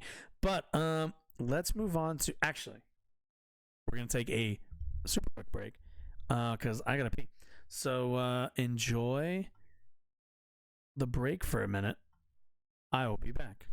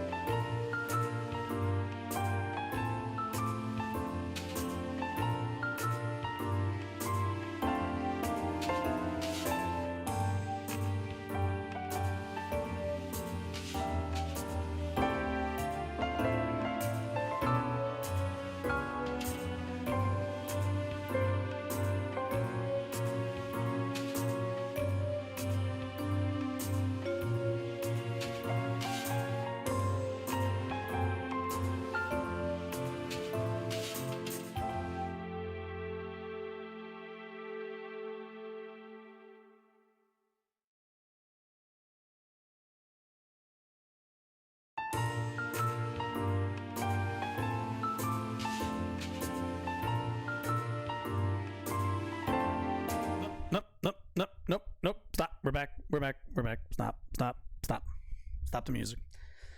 I'm actually kind of surprised I haven't gotten caught on that one yet. If anybody's played Dead Rising, you might know that song. Anyway, so let's keep taking a look at some of the Republican responses. So, you guys are going to have to indulge me a little bit because we are going to look at a one Mark Levin. And the reason for that, a big reason for that is, you know, if you're probably watching this, you're probably a little bit more on the younger side. But I want you to have some kind of idea of what some of the older folks are consuming. My dad, a legendarily Republican voter, he is a frequent listener to, before his joyous passing, Rush Limbaugh, may he burn in hell, and probably a current listener to Mark Levin, a reader of Breitbart. So yeah, you know, this is kind of where these channels have kind of come from, where the GOP has built their support in terms of talk radio and the internet. So I want to take a look. I want to kind of see what Mark Levin's up to. I haven't heard the sumbitch in a couple of years, probably the last time I was like at my dad's. So let's see what his general take is on all of this. Hello, America. I'm Mark Levin, and this is Life, Liberty, and Levin. So what do we make? Okay. Okay. Okay, I didn't expect him to come in that hot. Okay, this is at like 1.5 speeds. So he's going to talk pretty fast here. I don't want to spend that much time on Mark Levin. He's a piece of shit, but I'm sorry, that was super fucking fast. I think, let me put him to his normal speed so you can understand why I sped it up so much. Of last Tuesday. You know, sometimes a little time to digest. Like, Christ, we'll be here all night, guys. So that's why we're doing it at 1.5. Everybody, I'm Mark Levin. Fucking. Okay, Mark, fucking hit me with it, man. These things is a lot better than on-the-spot analysis. And I noticed that many of the same people he's taking the who were wrong glasses about a off. red wave are now telling us what to think about a non-red wave. The experts, the consultants, the ruling class, the red media, trickle, the politicians. The red trickle down your pants. Just that little tinkle of red. Making a pee joke, really. Which actually, if that's happening to you Republicans, probably go get your kidneys or something checked. We need to think for ourselves. Enough of the static. That'd be nice. I said before the election, and I said repeatedly here and on radio, forget about the red wave, forget about a red tsunami, forget about Armageddon, and vote. I said it on radio over and over and over again. Why? Because who cares what people predict? You got to go out there and bring home the bacon. That's what you have to do. Now, I want to take a look at this with you and walk through it. And it'll be a little different than what you're used to hearing, because I've given this a lot of thought and see what you think, too. The Senate in 2022, we had 34 seats up. 20 of them were Republican. 14 of them were Democrat. That meant the Republican... I'm not going to lie. I'm already wildly bored of this. Mainly, I mean, look, let me be clear. Mark Levin is like the most boring talk radio host. Like, the only time he's really interesting is when he's like yelling about shit and like malding. But we're gonna stick with this as long as we can. And if I get bored, we're just gonna move right the fuck on to somebody more interesting. Had to defend 20 seats. And if they were going to get a majority, they had to tap into 14 of the Democrat incumbents or empty seats. That was a tall hill to climb. And Not this really. is one of the reasons I wasn't on this red wave bandwagon so fast. I needed to think about it. 2024, this is the key. The next election cycle, 33 seats are up. Now listen to this. 2/3 of them are Democrat seats. So the Democrats have to defend 23 Senate seats. The Republicans have to defend only 10. So the math in 2022 never really led to a red wave possibility. Why are you pausing, And the math Mark? in 2024 does lead to a red wave possibility. Does that mean there'll be one? Of course not, but I'm just explaining the math, the simple math. Simple we had math. about 60% of The the seats up. math. They have almost 70% of the seats up in the next round. So what does that mean? Democrats needed to have some serious gains in the Senate last week to stave off a disaster in 2024. They failed miserably. Now, I'm not trying to be a Pollyanna here. I'm just laying it out because there's a lot here that is of the opposite viewpoint, so stick with me. So what about the red wave or a GOP pickup of maybe 6 Senate seats? I heard that too. That was never going to happen in the Senate. It was a mathematical impossibility. But 1 seat, 2 seats, at the outskirts, maybe 3 seats, it's possible. Guys picked up like 8. We have to hold all 20 Republican Senate seats and flip a few of the 14 Democrat seats. So they have a lot of resources to defend their seats and a lot more of the map to make decisions about how they would go on offense. So what happened? I just really deeply love how like distressed. Oh, give me that back. Ugh, he just looks so sad, so distressed. Let's flip ahead. Let's see if he's got anything else to say besides some boring-ass math. Made a fateful decision. McConnell stands for nothing. Ibaka. Because McConnell wanted Lisa Murkowski to win. She's a sure vote for him in the majority. Yeah, no shit. Almost $9 million wasted. In other words, Alaska was going to send a Republican no matter what. And so they interfered in the decision-making Republican 2010 during voted for in the Republican primaries, the primary voter. Oh, he's getting big. You chose flawed candidates. In other words, it's your fault. It's your fault in New Hampshire. It's your fault in Pennsylvania. It's your fault. That's the response of the Republican establishment. Pennsylvania. It's wait, one second. Fault. Who's he? You chose whatever state. Who you voted for nothing. Let's see. The candidates who you voted for in the Republican primaries. Whatever state. Who you voted for in the Republican primaries, the primary voter. You chose flawed candidates. In other words, it's your fault. It's your fault in New Hampshire. It's your fault. I love this accountability. It's your fault. That's the response of the Republican establishment. We need more of this. Republicans, it's your fault. Republicans, it's your fault. Republicans in New Hampshire, your fault. Republicans in Pennsylvania, your fault. Republicans in Nevada, your fault. Republicans in Arizona, your fault. All of it, your fault. What's it called? Sea level rising, your fault. And some of these candidates who lost, fucking whatever team losing this year in the Super Bowl, your fault. All you Republicans, all of you. It's always your fault. Cost us the election, they say, because Donald Trump supported them. Naturally, yeah. And if the voters and Trump had left it up. So also, I want to say, I actually have no idea whose side Levin is on. Again, I haven't paid almost any attention to him. He's not a super online guy. He's mostly on talk radio. He's mostly talking to boomers. But as far as I know, and as far as I can hear in his tone and his voice, he's pretty anti-Republican establishment, which I think the guy's kind of always marketed himself as like a maverick. But yeah, with Levin, Levin backing like kind of the Trump side. It's I mean he's got a little Trumper, right there. So there's that. But yeah, I'm gonna make the assumption that he's anti-Republican establishment. Even though, I mean, he's supported them the entire time. He's just... Mark Levin's a fascist, so, I mean, at the end of the day, he's going to support more fascist candidates.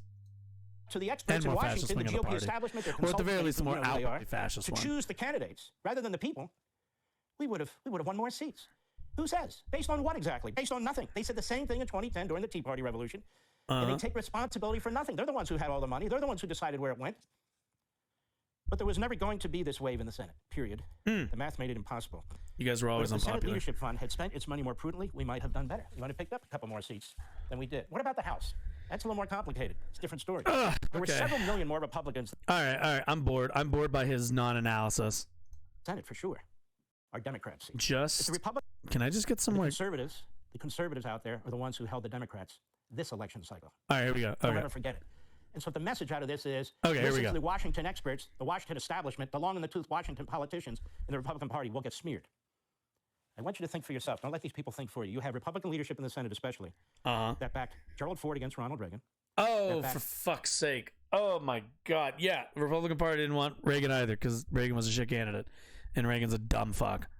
I mean, he's completely owned by big business, but he's a dumb fuck regardless. George H.W. Bush against Ronald Reagan, who detested the Tea Party, who hated Trump, and who are now attacking the base yet again. Okay, yeah. So, okay. The Democrats don't do this to their base. They don't do it to their supporters. Okay, so this is an utter lie. So, quick question. Anybody... Democrats don't do this to their base. They don't do it to their supporters. I'm sorry. I'm a Bernie voter.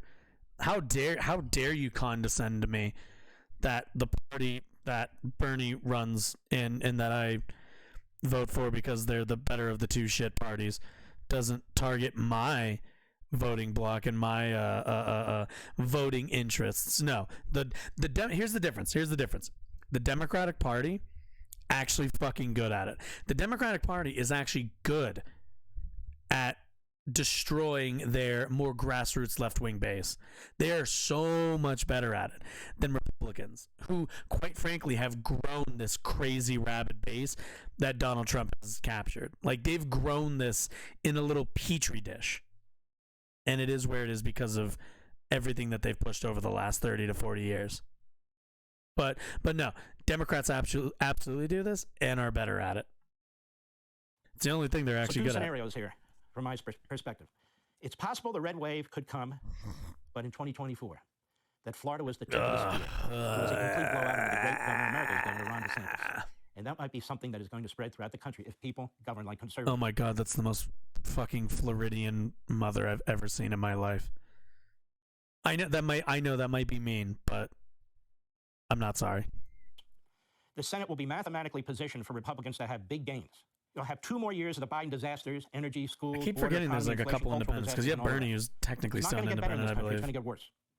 Well, that we agree. The dark side, and it's certainly conceivable that the culture rot is so ubiquitous. Oh no! That there's simply not enough American-loving patriots. Say it ain't so. That's a possibility too. We'll know in 2 years. So that's my take. For better or worse. Hi, I'm Brian Kilmeade. Well, that felt like a lot of nothing, didn't it? And, this is the thing about right-wing radio. There's like almost no substance to any of it. It's mostly, for the most part, it's all just rhetoric. That's kind of all it is. But, yeah, it shouldn't really shock too many people that this is kind of where it's all ended up. Is the Republicans, whose base has absolutely outpaced them in terms of their desire for authoritarianism and fascism. So, anyway, so we talked earlier. I mentioned how Republicans generally are going to be looking at this loss in a couple different ways. Obviously, Ben and some of the other people are still kind of mourning their loss and trying to blame Trump in terms of why they lost, because Trump's candidates did poorly, because Trump doesn't have a message, even though the message Trump pushes is all the stuff that the online right has been pushing for the last couple of years and all the conspiracy nonsense. But either way, they've been kind of going at it there, but let's kind of look at a different angle here. Ben's taking the lead here on the establishment versus grassroots of the right wing. So let's take a look. Let's take a look at what maybe one of his colleagues is thinking. In the days after the election, there has been a lot of talk about the Democrat Matt. Party's Turn dominance it among young voters. down, man. And indeed, they did, in fact, dominate. Republican House candidates won the 45 to 64 age bracket by 10 points. They won the 65 and over group by even more than that. No surprise, given that the Democrats...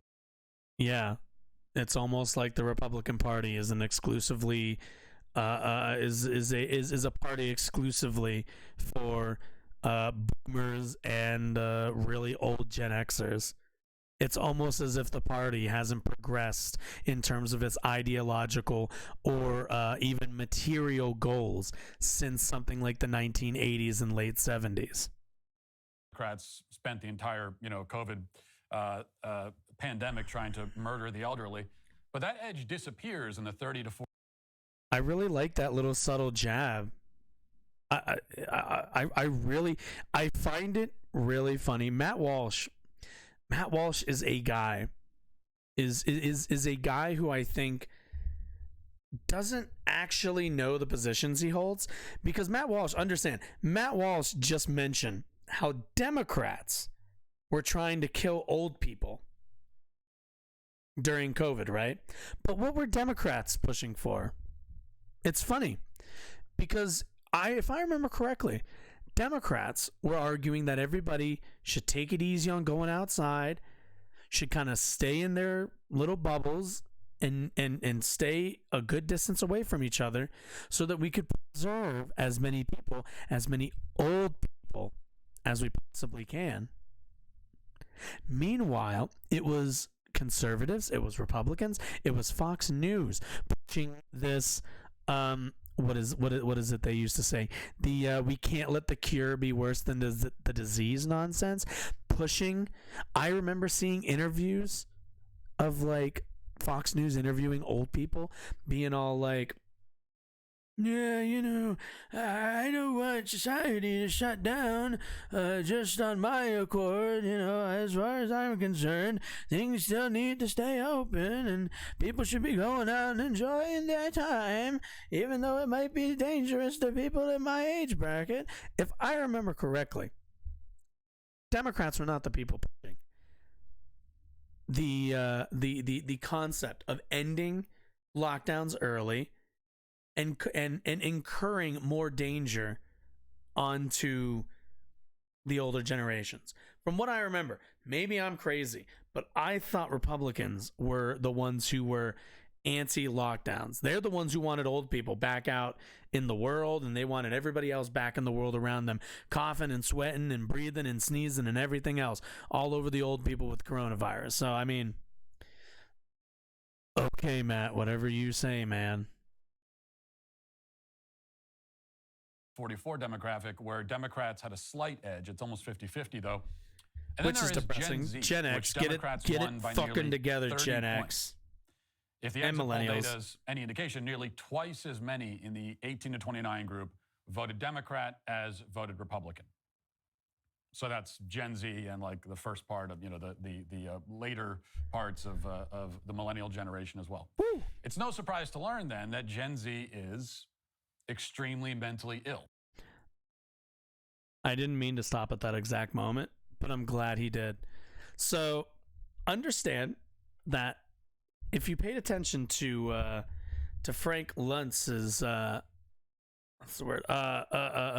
Understanding of the polling, he pretty much demonstrated what I think is a reasonable response, and as reasonable as you can get from a Republican, which is they need to come up with better solutions. They need to come up with actual, policy to address issues that younger people find valid. Like at the end of the day, younger people have different interests, have different concerns from boomers. And the GOP and Republicans, conservatives writ large, need to start to actually address some of those things. Unless instead of addressing any of those things, instead of doing the thing that you're supposed to in a democracy, which is talking to hearing voters' concerns and then crafting a message that might appeal to them, what do? You do what Matt Walsh is about to do. At least according to the latest study, which we get this from the Christian Post. It has the report. Nearly 70% of Generation The Christian Post, a totally reputable, non-biased organization. Z, people born between 1997 and 2012, say their mental health was adversely impacted by the COVID-19 pandemic, with 42% of adult members of the cohort reporting that they have been diagnosed with a mental health condition, and many of them say they are worried about the future, a new study from the data management firm Harmony Healthcare IT shows. The study, which is based on a survey of 1,055 Gen Z members from the ages of 18 to 24 people in September, included 47% men, 45% women, 6% who identify as non-binary, and 2% trans-identified individuals. According to the report, some 57% of Gen Z adults struggle with their mental health and reported taking medication to alleviate their condition and paid in it. I just want to, before we get too far, I just want to add this in there really quickly. The Christian Post is an American, non-denominational, conservative, evangelical Christian online newspaper. News topics include the church, ministries, missions, education, Christian media, health opinions, U.S. events, and international events. Also featured are devotionals, cartoons, and videos. Do I need to Do I really need to say if this is a reputable organization to get your information from?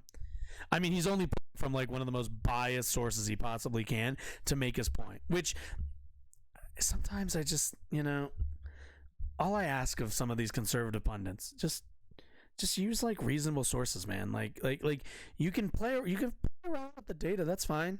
You guys do that already, but at least play around with real data, not this bullshit on the fucking Christian Post. Jesus. An average of $44 monthly. The most frequently cited conditions were anxiety and depression, which were reported by 90% and 78% of respondents, respectively. Other conditions reported include ADHD. Anxiety and depression. So, first of all, those two things are very different. I have anxiety, not as much depression. So, like, if you're talking like 90% of people probably have one of those two things, that's not really that. It's not both at the same time. It's most likely talking about, hey, do you have one of these two? 27%, PTSD 20%, OCD 17%, eating disorders 14%, and insomnia 12%. Less than 10% reported insomnia, more 12%. diagnoses of bipolar disorder, addiction and substance abuse, and borderline personality disorder. While only 1 in 5 reported going to therapy for their mental health and spending an average of $149 monthly to do so, 87% of them found it helpful. Jesus. $150 just to like go to therapy, guys. $150. Like that is not a small amount of money, especially when most people aren't making that much. There's a reason why I don't go to therapy. I don't got the $150 to spend on therapy. Like the fuck? People should. I want to say people should be going to therapy, but I'm sure Matt Walsh doesn't find that to be a bad thing. Okay, so nearly half of an entire generation now qualify as mentally ill, according to their diagnosis. So, does Matt Walsh know that there's, like, humans in general, there's an incredibly high percentage of people along, like, broad, like, demographic groups have at least one mental illness?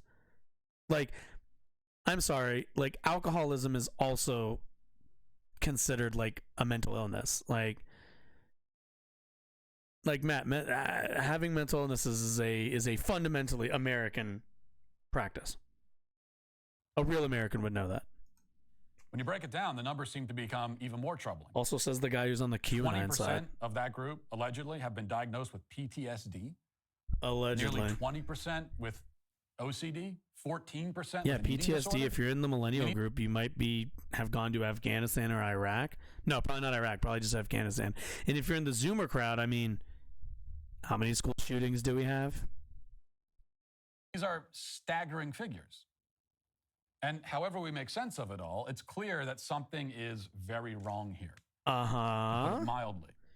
So okay. How do we make sense of it? Well, to that end, I'll make 3 points. There are a lot more than 3 points worth making here, but these are the 3 things that I'd like to focus on. So notice he's not saying it right now, and I don't know if he will, but let's just call it what it is. What Matt Walsh is basically trying to forward as a political strategy and as a political, I think, mindset. I don't know what the word is. I'm always bad with these types of words. But what the guy is essentially doing and bringing up the mental health of Zoomers and probably of late millennials is essentially, and actually, I think I saw it in his comments before I started watching this. Let's see if I can. Yep, here it is. Second, let me zoom in so you guys are going to be able to see this lovely comment.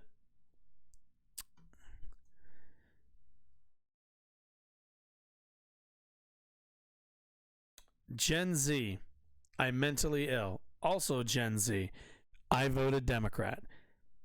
So understand Oh, let's actually read a couple of these. Why not? Let's have some fun.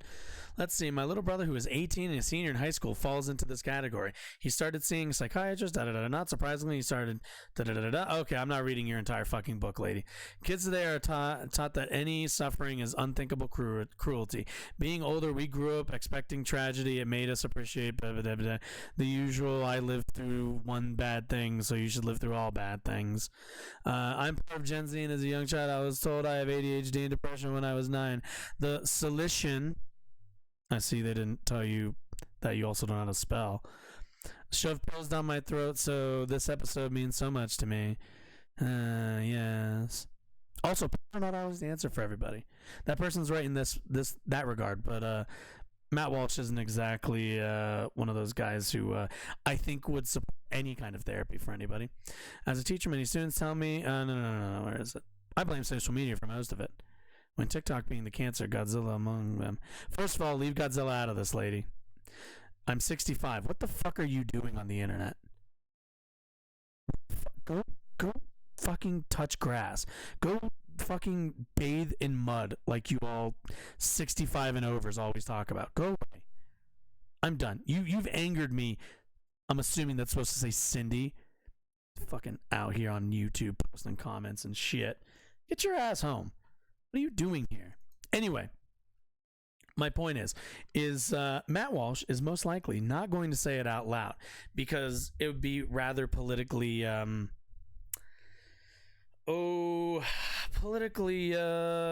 upon to suggest that younger people should not vote, which is what that person in that first comment was basically saying, that if you are mentally ill, you must be voting for Democrats. Because this isn't the first time. Let's see if I can find it. Right. Hey, Matt. Hey, I'm looking for something right now. Who was it? It was voting age 21. Let's see. Let's see if I can find the person. There was like some Republican like op or somebody. I'll put this back on. Is it Peter Schiff? Yeah, this must have been. Yep. Here we go. Let's see. Let's take a look.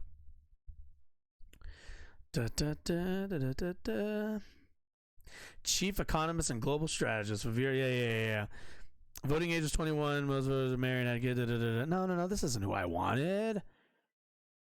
21 after the tweet, social media engagement.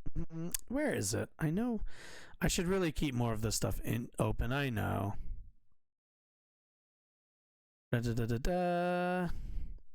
No, I don't want. Okay. Oh, I can't find it. I'll look for it off the screen. Let's continue listening to Matt Walsh. Mental illness is a real thing. There are legitimate mental illnesses that people suffer from. But the only way you end up with half of a generation diagnosed mentally ill is if the definition of mental illness has been steadily expanded so as to include everyone, or as close to everyone as they can get. As I've warned for years, the so-called mental health industry has a vested interest, an obvious financial interest to the tune of many billions of dollars in finding, labeling, and medicating as many mental illnesses as they possibly can. First of all, the pharmaceutical companies don't do the research to find or discover mental illnesses. That is not what they do. Pharmaceutical companies sell and produce chemical combinations that that help in alleviating some of the more negative consequences of those mental illnesses. So this whole it's really funny to me because Matt Walsh is a guy who will understand that pharmaceutical companies are predatory and are whose profit margin is purely based on keeping people as in the program of buying their drugs as possible. Meanwhile, Matt Walsh doesn't support Medicare for all. Matt Walsh doesn't support the government negotiating with drug companies and whatnot. He doesn't support any of that stuff. Matt Walsh is just bringing these things up because he knows that they're issues that people actually care about. But Matt Walsh doesn't have any solutions. He just wants you to buy the drugs from the non-woke companies. That's all. And you'll notice that if you go down into Daily Wire's little description here. Where is it? Yeah. No. Where is it? Stop giving money to woke corporations. I hate you. Get Jeremy's razors today. They used to have a Harry's razor sponsorship, but then Harry's did something that they deemed woke. So now they're just doing the same exact, just buy razors, just not from a woke company. That's all Matt Walsh wants. Matt Walsh just wants his pharmaceutical companies to be right wing. That's it. It's no different than neolibs and neocons wanting more of their bombing pilots to be LGBT. Doesn't make any difference. Everyone keeps making the same money. The only difference is now you signal boost and you virtue signal towards his virtues as opposed to the ones he opposes. We're at a point now where, every emotion you might experience, every fear, every anxiety, every uncomfortable feeling or thought has been turned into an illness or the symptom of an illness. The human condition itself has been medicalized. And Gen Z has grown up in a culture where every inner experience outside of the norm, however the hell the norm is defined, is considered a symptom of a mental disease. They have been conditioned to seek the solace there is an understanding of a medical diagnosis. What is outside no the normal functions. That they have sought and found so many of them. Now, does that mean, just so I'm not misunderstood here, does that mean that the mental illness epidemic in young people is fake? No. It means that it's manufactured, which is certainly not the same thing as fake. I mean, there's something real happening here, but it is manufactured. Eventually, the entire generation, literally almost all of them, if these trends continue, will be diagnosed mentally ill. And although many of these I'll let him keep talking. Newfound mental patients never should have been diagnosed to begin with, they will increasingly become as mentally sick as the medical industry says they are. It's a self-fulfilling prophecy. Why is that? Because they're not given the tools to cope with normal emotional and psychological experiences. They are made to rely on medication. They are made to feel helpless, like they simply cannot control their own minds or their own emotions, or how they respond to those emotions. And the sicker they're made to feel, the sicker they'll become and act. All right, 1 second. I'm going to interrupt Matt really quickly because I just want to throw this into the conversation.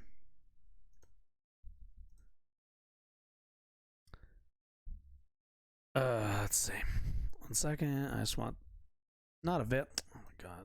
American Psychological Association. Adults with serious mental illnesses, 11 million. Published studies report that about 25% of all U.S. adults have a mental illness and that nearly 50% of U.S. adults will develop at least one mental illness during their lifetime. So, is that I know Matt's making a big deal right now, but and not to say that mental illness isn't a big deal, but Matt's kind of doing this this whole conspiracy of they're keeping you sick and all the rest of that stuff. None of these numbers, and specifically we have to remember, he's not talking about general mental illness. He's talking specifically about Gen Zers who his audience think are mentally ill because they vote for Democrats. Or at the very least, those two things are connected. That you must have a mental illness to have voted for Democrats. So understand, his motivation and his entire thesis here doesn't revolve around people should be getting better and then they can vote for whoever they want. It starts from, I want them to be voting for my candidates. Therefore, if they're not, then we need to attack them for being mentally ill, and also, maybe we should raise the voting age and a few other things. Anyway, let's keep going. Let's keep hearing what Matt has to say. Just, I mean, think of all the people in Gen Z saying they have PTSD.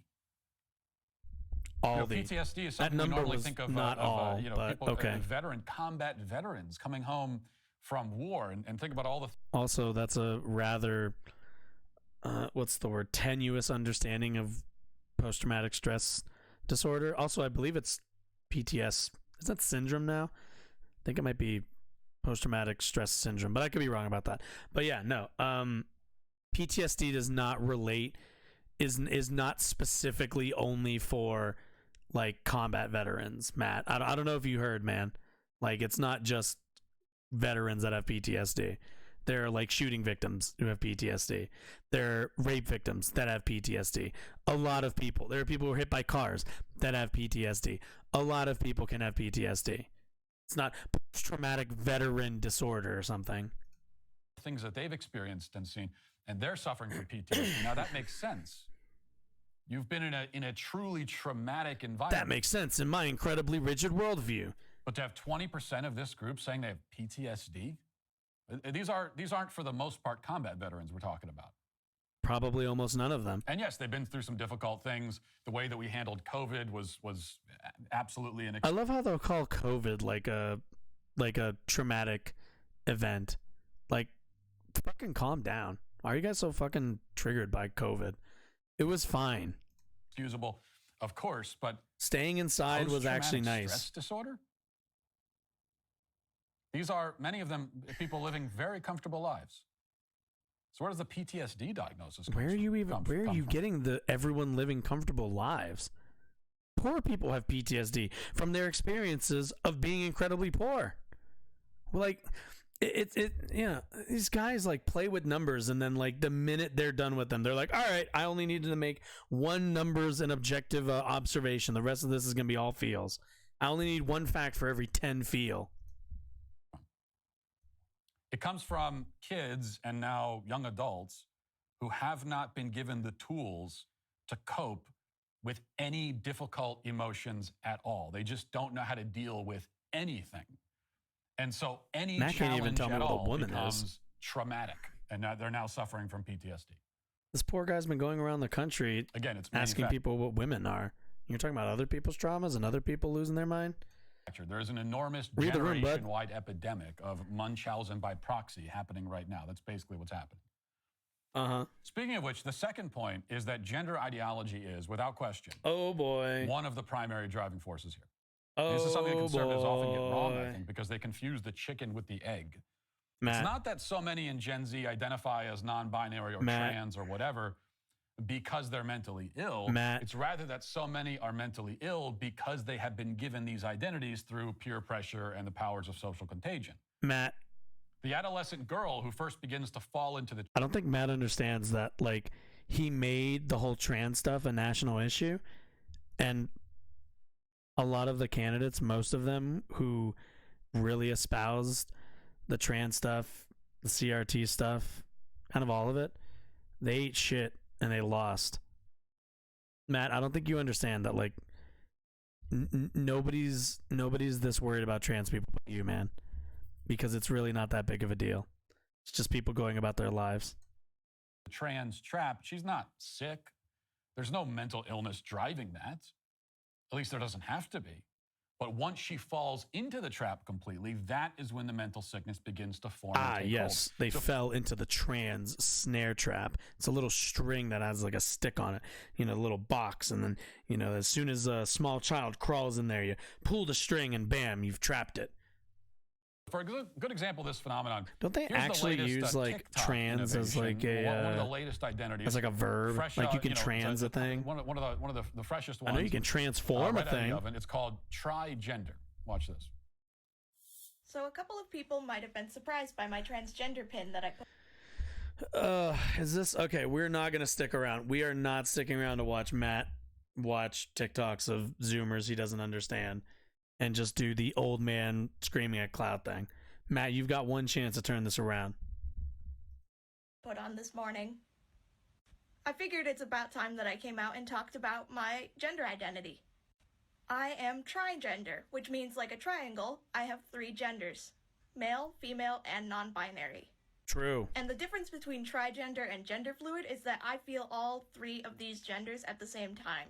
Imagine that. All the time. It doesn't ever shift or change, or where I feel one gender more strongly than the other, like gender fluid tends to be. Also, I should recognize and accept that a lot of people don't see non-binary as a 3rd gender. They see it as something completely separate from I can kind of see that, but of male and female. I can like kind of understand how people are like, wait, that's not like a 3rd thing because you're actively not picking one of the 2 things. But I feel like that's one of those like circular arguments where it's like, does it matter? Does it matter? What's funny is, so this is the thing. I'm like watching this.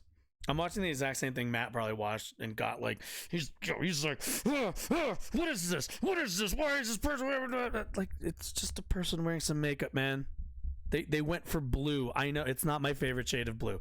I'm not a fan of the Robin's Egg blue. Or in like it's just a little bit too bright of a shade. I like my darker navy blues. But this guy gets paid to be like extra fucking triggered off of this. What it's a person talking about themselves.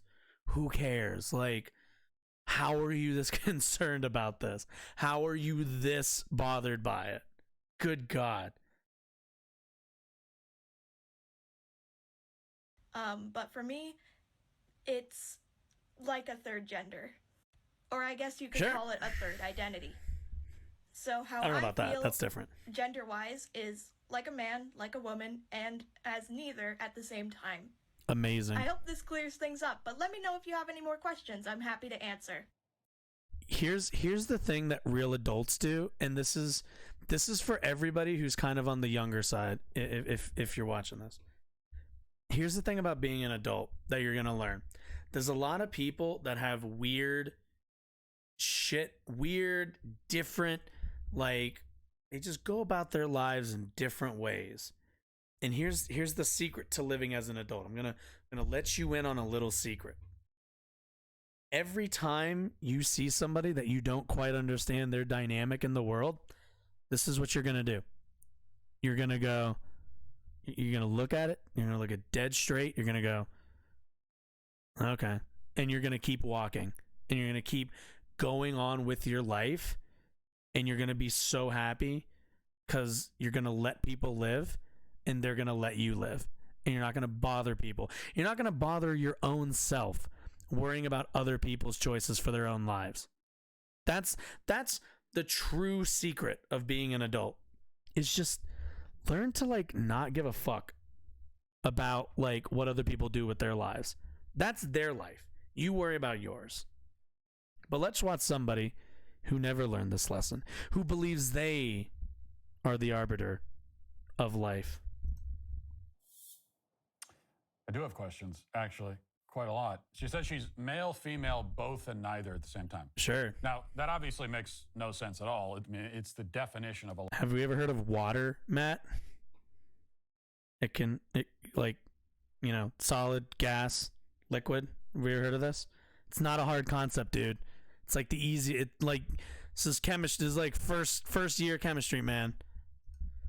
Logical fallacy. You cannot be something and the opposite of that thing at the same time. It's like identifying as a married bachelor. It is a self-contradiction. Whoa, wait. So is the girl... You can't be a marriage bachelor? What the fuck are some of these like old people who do like all the wife swapping stuff? Or I don't know what the fuck is that called. What is it called? It's like fucking swingers. What about swingers, man? You cutting out the swingers? Swingers are boomers, bro. Better watch your audience. Girl in the video simply crazy? Is she suffering from mental delusions? It's possible, and appearances would suggest that such is the case. Oh my god, dude, you're so triggered. It need not be the case. What's more likely is that she's simply trying upset? To fit in with the fad and find her own trendy twist on it. Uh-huh. But the more that she tries to live in this nonsensical... Yeah, I mean, this is... You know, I don't know if Matt Walsh has kids. I hope to God he doesn't. But yeah, man, like, kids kind of find their own way in life. It's really easy. It's really easy as adults to constantly do the, oh, they're just following a trend.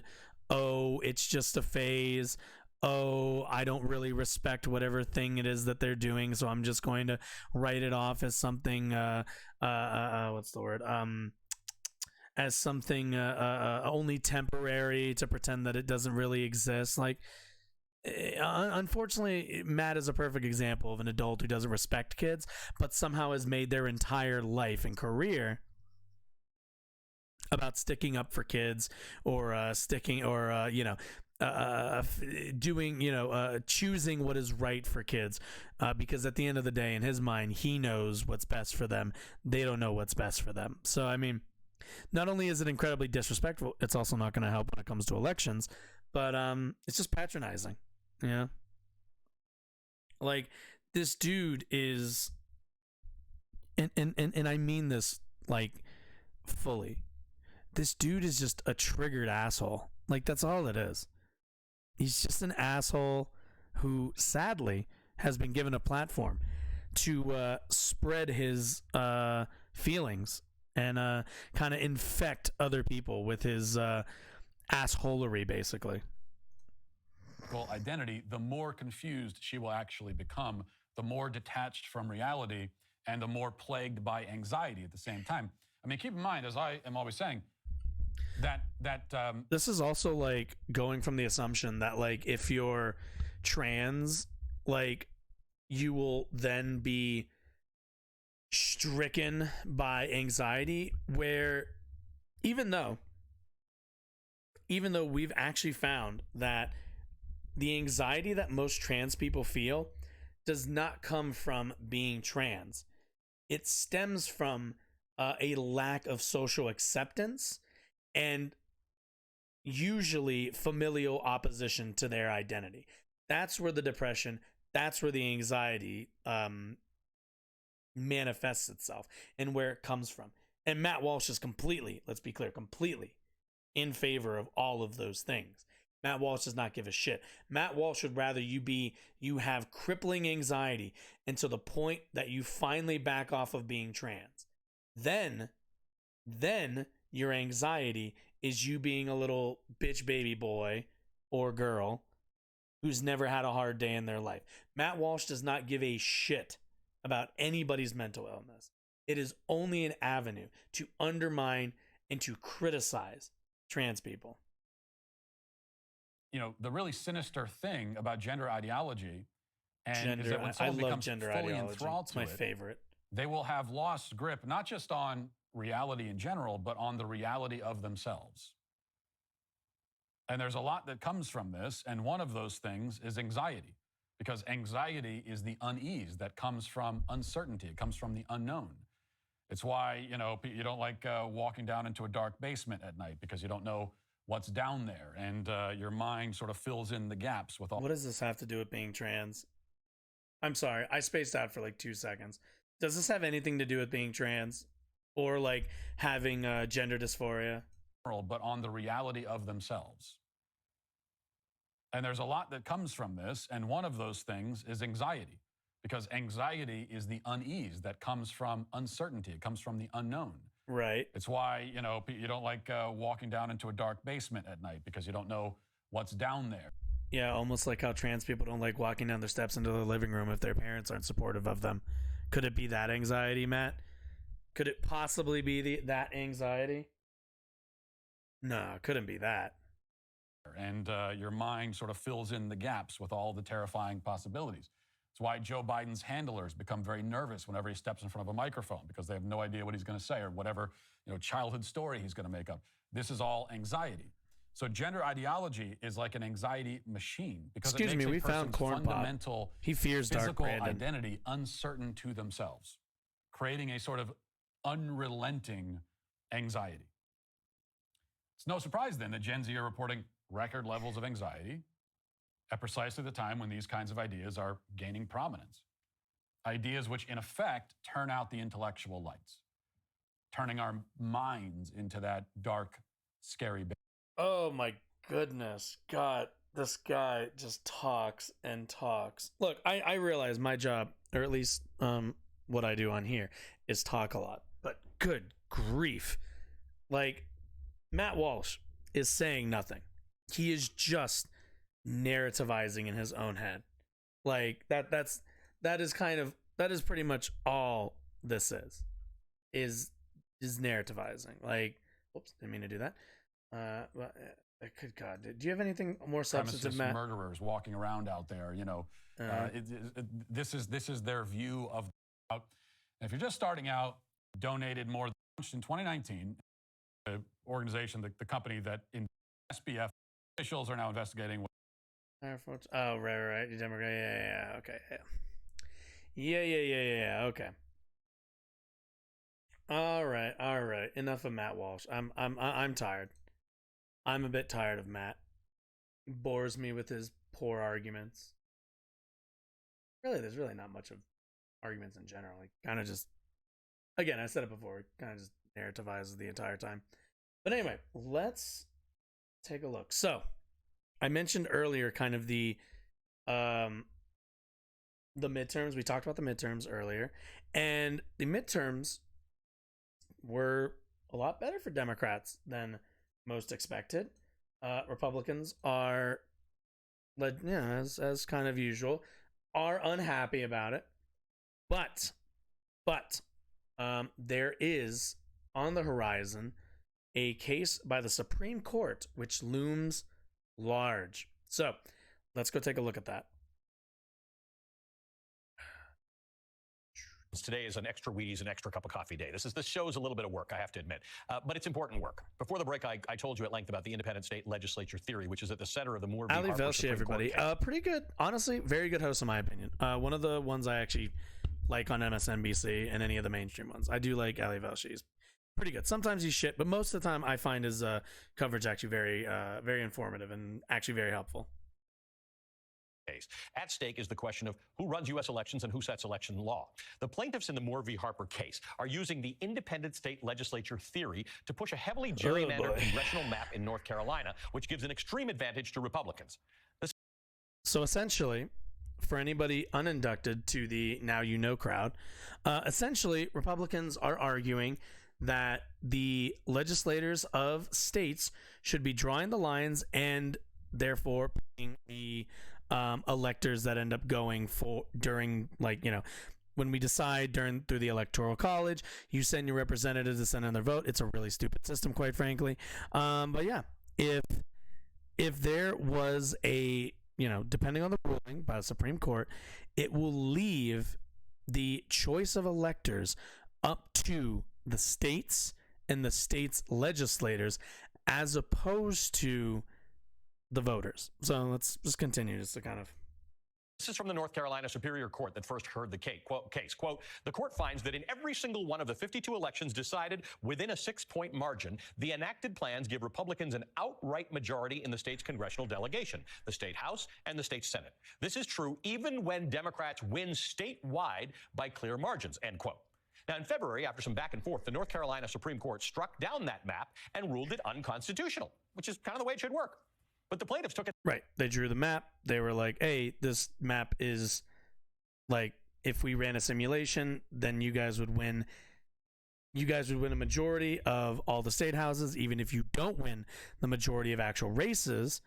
You kind of sometimes see this. This is unfortunately kind of the effect of gerrymandering on a lot of states. But yeah, it would essentially rob the people who actually vote for candidates their actual vote. Like that, you vote for whatever party, and when they get into office, then they have less power, even though they won a majority of the races. Because if your legislators are picking, then fucks everyone over. Higher to the United States Supreme Court, and that clearly unfair map that the North Carolina Supreme Court called egregious and extreme is now at the center of Moore v. Harper. If the Supreme Court rules in favor of the plaintiffs in Moore v. Harper, it will affect more than just one congressional map in North Carolina. It could give state legislatures full, absolute power over elections without court oversight. All right, joining me now is Dahlia Lithwick, senior editor for Slate, host of the podcast. So essentially, they draw the lines. She's also the author of a new and very important book called Lady Justice: Women, Law, and the Battle. Super super gerrymandered their districts, and elections would kind of be mute to a good degree. The margins that you'd have to win would be outside of what is in a fair democracy. So save America. Dahlia knows more about Supreme Court kind of stuff than anybody I know. But I wonder if our camera could just move your mug for a second, Dahlia. Just push it forward. I want them to see. You have even come with notes, because that's how important and complicated this issue is. It is a 6 posted day. Super complicated. So I want to tell you about I want to tell viewers about the two theories, but we're going to find the two out. clauses upon which independent state legislature theory is based. Number one is the elections clause in the Constitution. The times, places, and manner of holding elections for senators and representatives shall be prescribed in each state by the legislature thereof, but the Congress may at any time by law make or alter such regulations. That's number one. Number two is the presidential electors clause. Can we also just say, I know we all love America here, but I gotta say, the Constitution, fucking vague and poorly written. Like, goddamn, am I tired of having to hear people pull random interpretations out of their ass from the vagueness of the Constitution. Each state shall appoint in such manner as the legislature thereof may direct a number of electors. So the plaintiffs here are saying, this is up to us as state legislatures to make the rules. The courts can't tell us that what we did is wrong, unfair, or egregious. Right, that's posted 4. And essentially, there's 2 different provisions, and they really attach to 2 different things. One is the question of just simple state congressional elections, and that's the Article 1. The other is the electors, and as you said before the break, that's the clause that John Eastman and folks like Donald Trump were pushing after they lost, when they pick up the phone and call Brad Raffensperger in Georgia and say, oh, just make up your own set of fake electors. Just call that election null and void. And Brad Raffensperger, by the way, in his reading of the law at the time, said, I can't do this. For instance, I've talked about Brad. I don't know whether he would have liked to have gotten the 11,000 votes for Donald Trump, because I believe he voted for him, but he believed that the law said he couldn't. Right, because at that moment, everybody, except John Eastman, Donald Trump's lawyer, believed that the law said he couldn't. Nobody subscribed to this. What's really chilling, and I think you got at this in your introduction, is that in the span of 2 years, we've gone from an idea that is deemed crackpot and insane and fully not rooted in text and history and the Constitution to an idea that comes to the court with amicus briefs, with very well-funded donors who are saying, oh, this would be... And this is the real Republican project. Understand, this is the real Republican project. You know, there's going to be a lot of talk over the next, I don't know, I'd say like 6 months about this case. I want to say, so hearings begin, last time I looked, hearings are going to start on December 6th for this specific case. And the decision probably won't come down until sometime next year, I would guess. I don't know that for a fact, but at the very least, oral arguments begin on the 6th, from what I remember. But yeah, the way this would basically work is it would be down to the legislators sending whichever electors they end up choosing, because when a race is won in America for federal office, like, the way we do it in America is kind of fucking weird, because it's not one big federal race. It's 50 tiny little, it's like 50 state races, right? So, like, you know, you elect whoever you elect, and then that person, that person gets put into, you pull the lever for like Joe Biden, and then, when your district, when your congressional district goes up and counts all your votes, they go, okay, cool. We got Joe Biden with like 200 votes, Donald Trump with like 101 votes. Cool. We will now send a Democratic elector to go do the, basically turn in my congressional district's decision and turn that into the board, to which basically that's when Mike Pence, the sitting vice president, looks through all of the electors and goes, yep, there's 318 or some shit like that, electors for X for Joe Biden. He's got it. What the independent legislator doctrine argument is basically saying that Joe Biden gets 200 votes, Donald Trump gets 101 votes. You know, they take the result of the congressional election in that little district. They take the results to their board, to their legislator in that district. They go, this is who we voted for. But instead of sending a Democratic elector to take the Democratic ticket to Washington to give to the vice president to count, to confirm, their argument is that you don't have to do any of that shit. If you don't want to fucking send a Democratic elector with a Democratic ticket, you don't fucking have to. Which would undermine deeply how we run our elections. Now, how we run our elections is fucking stupid and should not be open to this much ridiculous foul play. But nonetheless, that's a system we got and the system that we're playing within. So as far as I can understand, as far as my brain can handle, that's what we're looking at right now. If I'm wrong, just let me know. I'm totally okay with being wrong on that, because this shit is fucking complicated. She's got like 6 post-it notes and I got like 3 brain cells.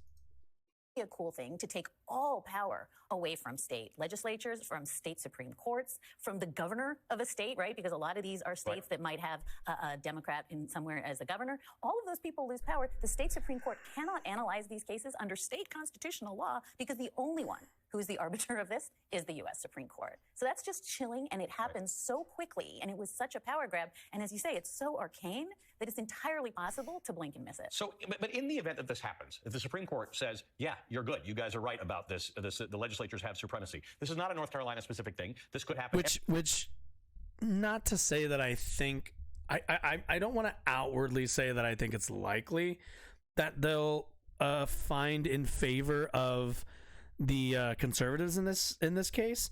You know, they've struck down some pretty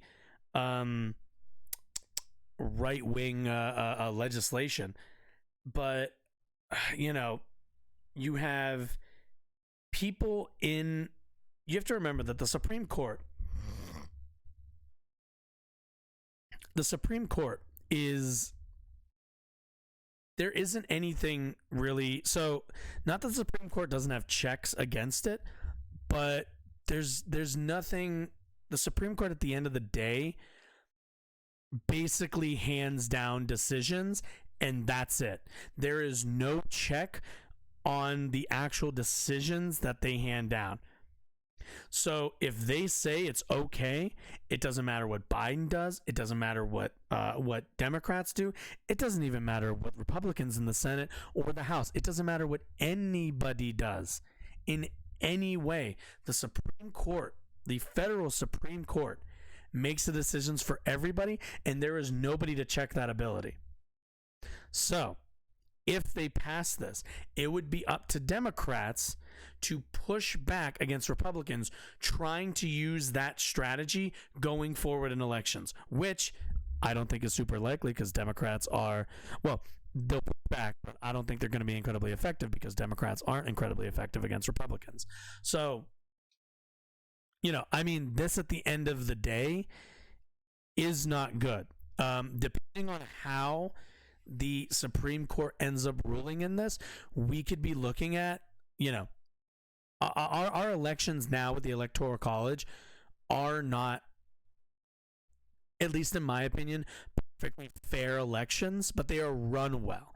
This would not just undermine, like, this would destroy our ability to run elections. It would destroy our ability and people's faith in those results being honest, because there would be no obligation to do so. Meaning our elections, our democracy could be completely fucked. Which you have to think, you know, do the Republican justices that are up there care about our democracy? You know, I think people make the assumption that they must. You know, they work in a federal branch of our government. They're pretty high up on the totem in that regard. You would think they care, but if there's one thing we've learned from conservatives, is it not that politics is power for them? If Amy Coney Barrett, if Kavanaugh, if what's some of the other whatever the other conservatives are, I never remember their fucking names. If any of them see this as a chance to cement a conservative victory in the future, I don't see why they wouldn't take it. I genuinely don't see why they wouldn't take it. This is an opportunity to make such a big move and such a large impact on just the basis of running elections. You know, we're in for it's going to be interesting, to say the least. It's going to be interesting everywhere. And if you overlay that to the 2020 election, Donald Trump might be the president today. Without a doubt. And what they were trying to do in Georgia, they were also trying to do in Pennsylvania, in Arizona, right, with audits. Right. What they were trying to do in Wisconsin, this was not a one-off in Georgia. We have the tape from Georgia. Right. But I think it's fair to say if you have 30 out of the 50 states that have Republican-dominated legislatures, it's very clear both what would have happened in 2020 and what could happen in 2024. So let me ask you this. Yeah, you pretty much have to, like, hope and, like, trust that more Republicans in these legislatures are going to side against Trump. And remember, conservatives, if nothing else, fall in line. So if their guy tells them to fall in line, there is not all of them, but he doesn't need all of them. He only needs a certain percentage of them to fold. And I'd say it's pretty likely if he's got the party behind him in 24, after he crushes DeSantis, the party will have no problem lining up behind Trump again. Because they'll always just play the game. The Democrats are worse. A reasonable person would say, I vote for my state legislature. Why shouldn't they have supremacy over elections? And doesn't the Constitution say here that each state shall appoint in such manner as the legislature thereof may direct a number of electors? I mean, the formalist constitutional answer is Therefore, that the state legislature is not a free-floating entity that derives its power from itself. A state legislature is a creation of a state constitution, right? It's not a thing. And so the idea that it then trumps the state constitution or the state Supreme Court, which is tasked with enacting the state and enforcing the state constitution, is ahistoric and wrong. But I think the deeper thing is that, as you noted when you read it, Congress is supposed to be a check. Right. There are state courts are supposed to be a check. In a 2019 case called Rucho, this is posted 5, the U.S. Supreme Court said, we're going to get the federal courts out of the partisan gerrymandering business, but you can always go to your state Supreme Court. So the analog that my viewer might use, which is insane, because we all understand that gerrymandering is, like, inherently bad for democracy. But the Supreme Court decided we're not going to weigh in on it. You can ask your state Supreme Court and they can make that decision. You know, this is another one of those things where conservatives have done a good job of kicking issues back to the states so that the states can then say, nah, it's fine. Don't worry about democracy. Democracy in Wisconsin, democracy in Alabama, not important. Because, you know, it's smaller and it's not a big, you know, because those states are going to be controlled by more conservatives. You just never hear about it. It's just conservatives never leave power. I don't know. It's just we run people. They just never win, I guess, you know, and you get people apathetic to the idea of participating in politics against you. Here is that the Congress of the United States can pass laws, but they can be challenged at the Supreme Court. The Supreme Court can say that law does not comport with the Constitution of the United States. It's an illegal law. So there's basically no way to do something else. Yeah, that's and you have to bend to their will. You cannot take the power away from the state constitution or the courts to be able to say you've done something wrong. Which is why, and I said it before. I'll say it again. I'll keep saying it. If Biden truly is, if Biden and the Democrats are understand this threat to our democracy for what it is, they will threaten to expand the court to a point to make it completely irrelevant. Because at the end of the day, democracy is not negotiable. It's not. So if I'm Biden, I'm sitting there going, all right, you know what, Jack? If I hear about this, I don't know why I'm doing Bill Clinton. If I hear about this independent state legislator bullshit one more time, I'm going to go to my Democratic Senate and we're going to expand the court to a point where it's not going to matter. And you know what's going to happen? Republicans are going to say, oh, what if we expand the court and then after we get in power, and then everyone's go, then we'll just keep expanding it. And you make it completely useless until Republicans decide to stop using the court as a way to bolster their political power. Is that going to happen? Fuck no. But is it what should be happening? Absolutely. Right. I mean, if you think about the very nature of the founding documents, it rests in the idea of checks and balances. Nobody has uncheckable plenary power to do whatever they want. Except and the idea Supreme that you're Court. going to give a state legislature, an entity, by the way, that the You founders activated were the very Supreme Court's dubious trap about giving card. them plenary power over Good job, anything, founders. that they're going to have unreviewable, uncheckable power, and that the Supreme Court is going to determine without any state intercession whether that's fine. That's just so utterly doctrinally wrong and sort of constitutionally wrong and also historically wrong that, as you say, this is an idea that was hatched. It's cited to as though this is a true thing. It's a Rehnquist opinion that got 2 votes in Bush v. Gore. It's entirely fictional, and calling it the independent state legislature gives it way too much credit. Yeah, that's the problem. It's a benign name for something that could be very dangerous and very damaging to democracy. Thank you for bringing the notes and for making this clear to us. We may have to have this conversation many times so that folks understand this. Just keep in mind. I'm not gonna lie. I know that she did a lot of explaining, but even me to this day, when they're like, legislature isn't actually a thing and like, oh my god, man, I tell you, the way our government is structured is like purposefully convoluted and annoyingly hard to understand. But anyway, so I think we're gonna finish up here with some. I guess good news. Yeah. I would assume good news. Yeah.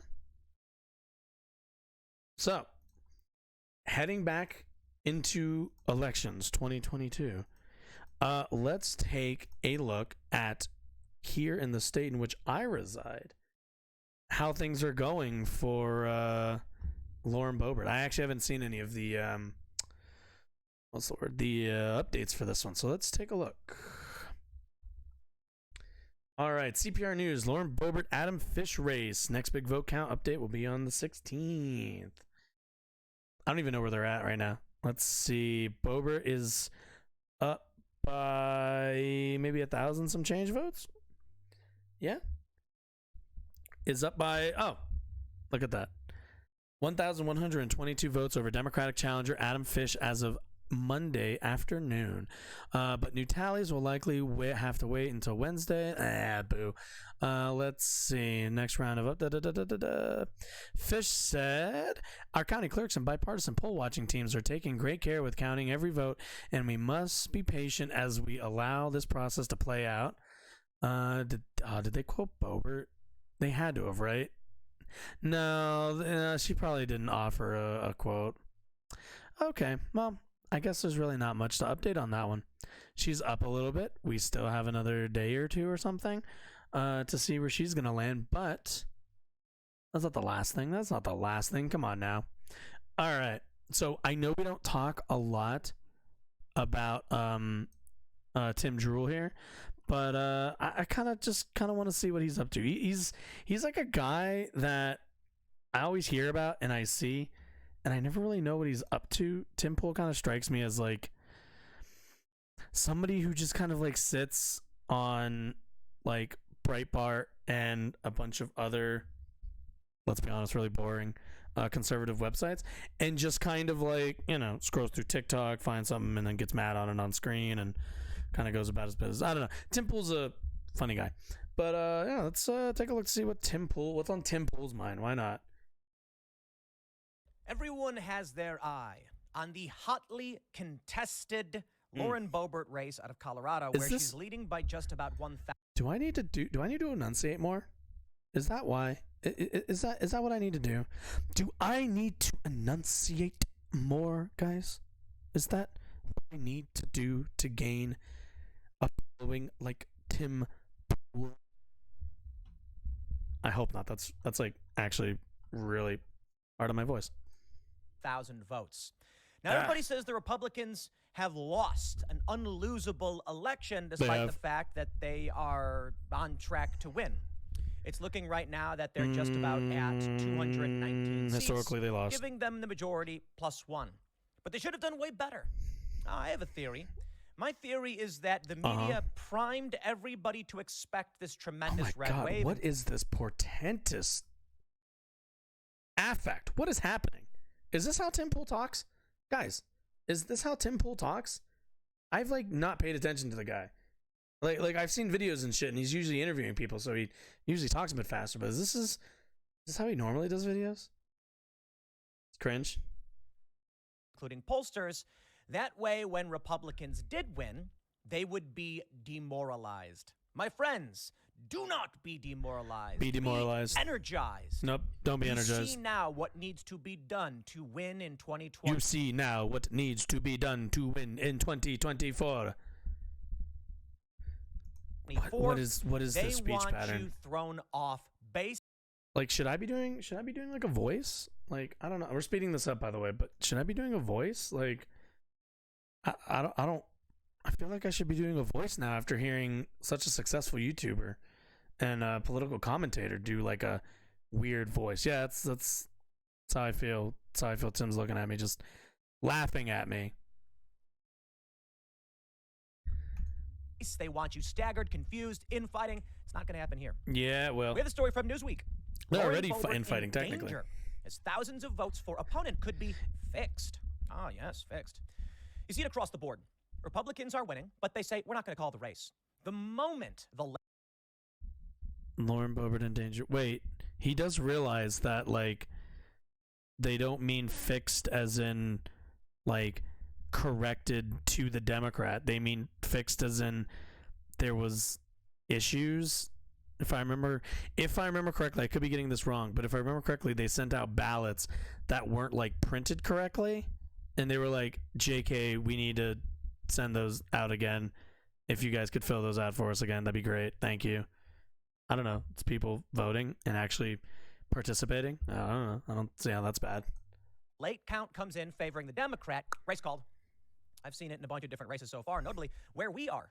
We work out of Maryland. Are we still doing this? We're mostly in West Virginia, but we do. Oh my God. Oh no. Oh no. He's from Maryland. He's from no wonder. That's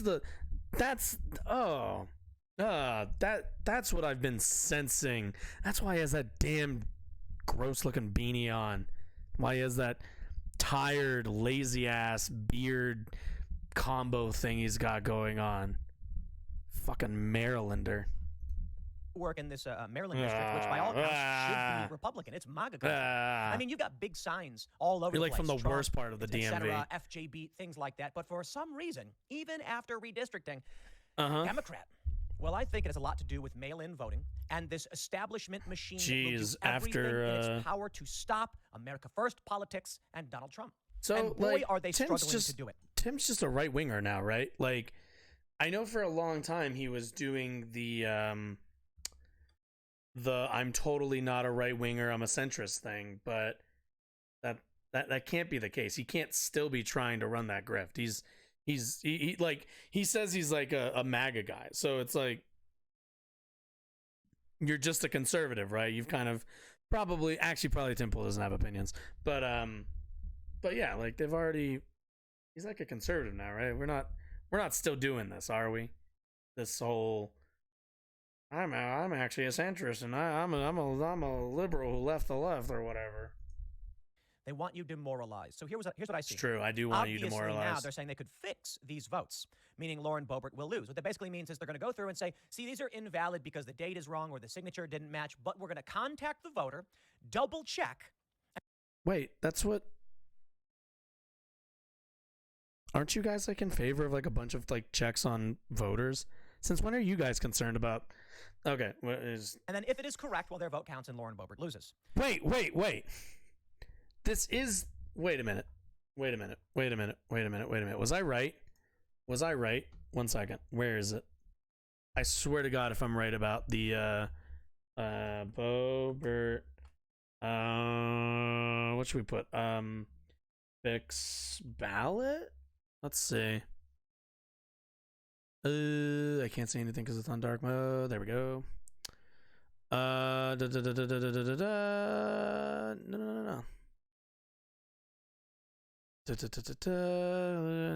Okay, one second.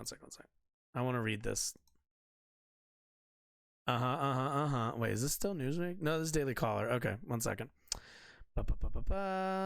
Ballots are still being cured. Oh, yeah. This is, okay. This is evolutionary leader. As of Monday, Bob released. Candidates listen. Not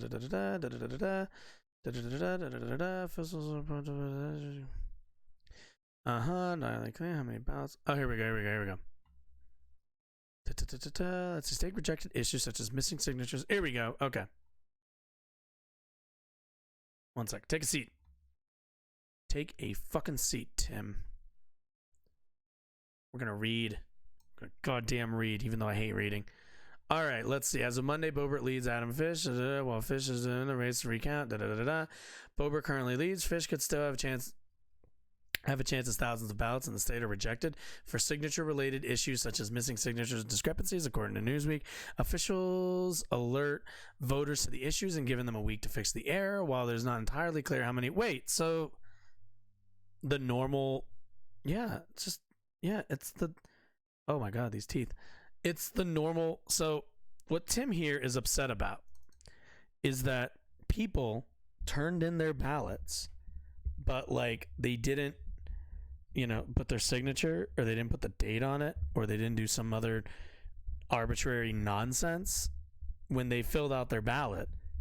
And because of that, they have held off from calling the race because they want to make sure that the people who voted and made minor errors,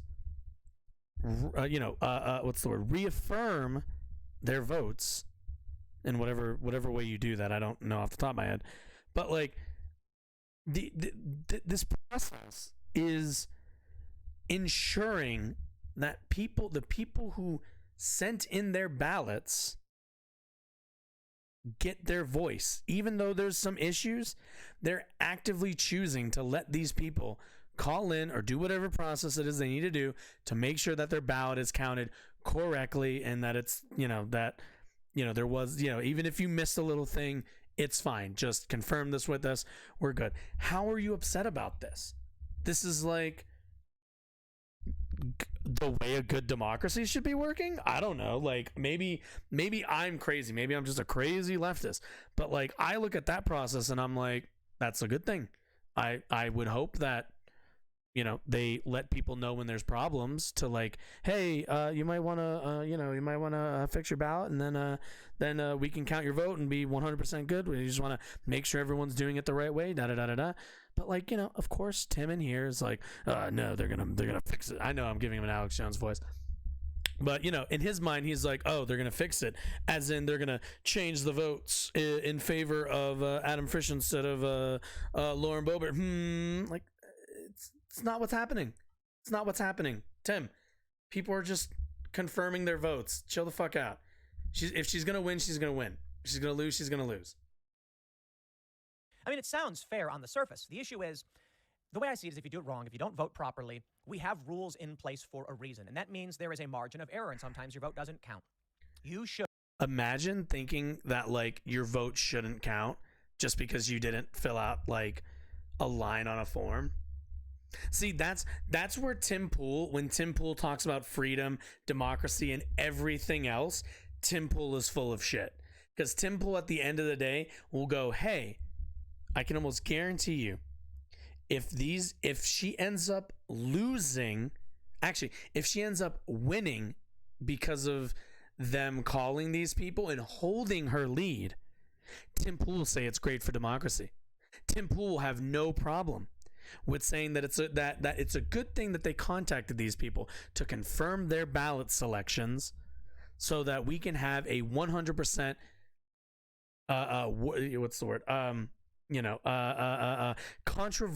controversy-free election. But that's not what Tim wants.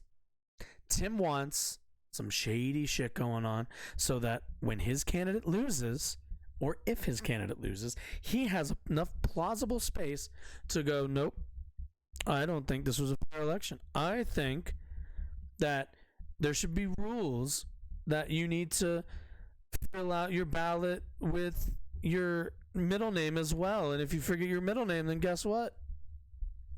Fuck your voice in our democracy. you didn't fill out your middle name.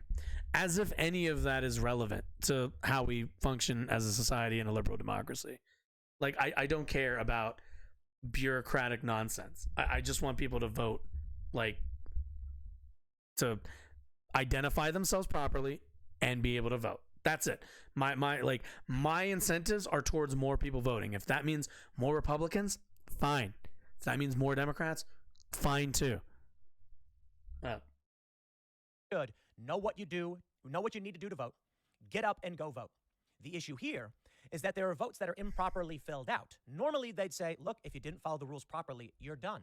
Normally, they'd say you have to go to the polling place, ask how to do it, click the button, and you're good. But signature verification tends to be a problem with mail-in voting. You see what's happening here. The rules have been changed. Because people's signatures always get super janky, which it's funny. So this is also the thing. I can't see a fucking thing. But this is also the thing. Tim's complaining about this, but it's like, Tim, you're making the argument that it's like, hey, signature verification isn't great.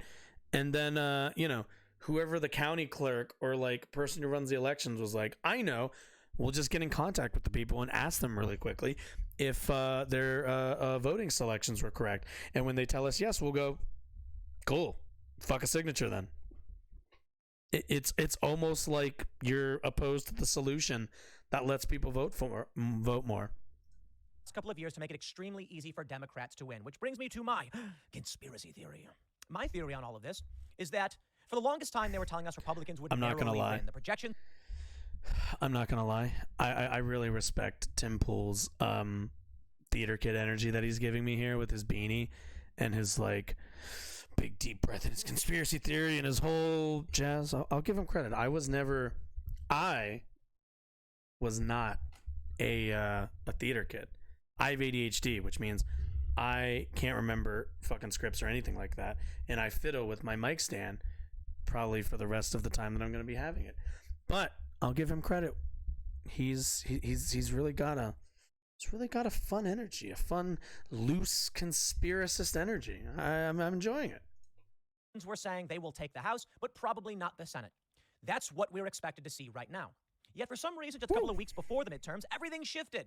The Republicans are leading. The sentiment is there. Republicans are going to win. It's going to be a blowout red wave victory, and then snatched right from them. You know, it's funny, actually, the last day, like the day before, or like maybe the morning of the actual elections, I did see some article from, I want to say New York Times, but I'm not 100% sure, where they were talking about like, hey, the newest polling shows actually the red wave was just a mirage because not that many people vote Republican because Republicans don't have good ideas. And then all of a sudden, I see these people complaining, saying it's Trump's fault and we should have done better. And I'm like, I don't get it. You won. You did fairly well. I mean, flipped. I think so far the count is 16 to 19 could not be more flipped. wrong. I mean, that's great. And many are absolutely saying it looks like could not be more wrong.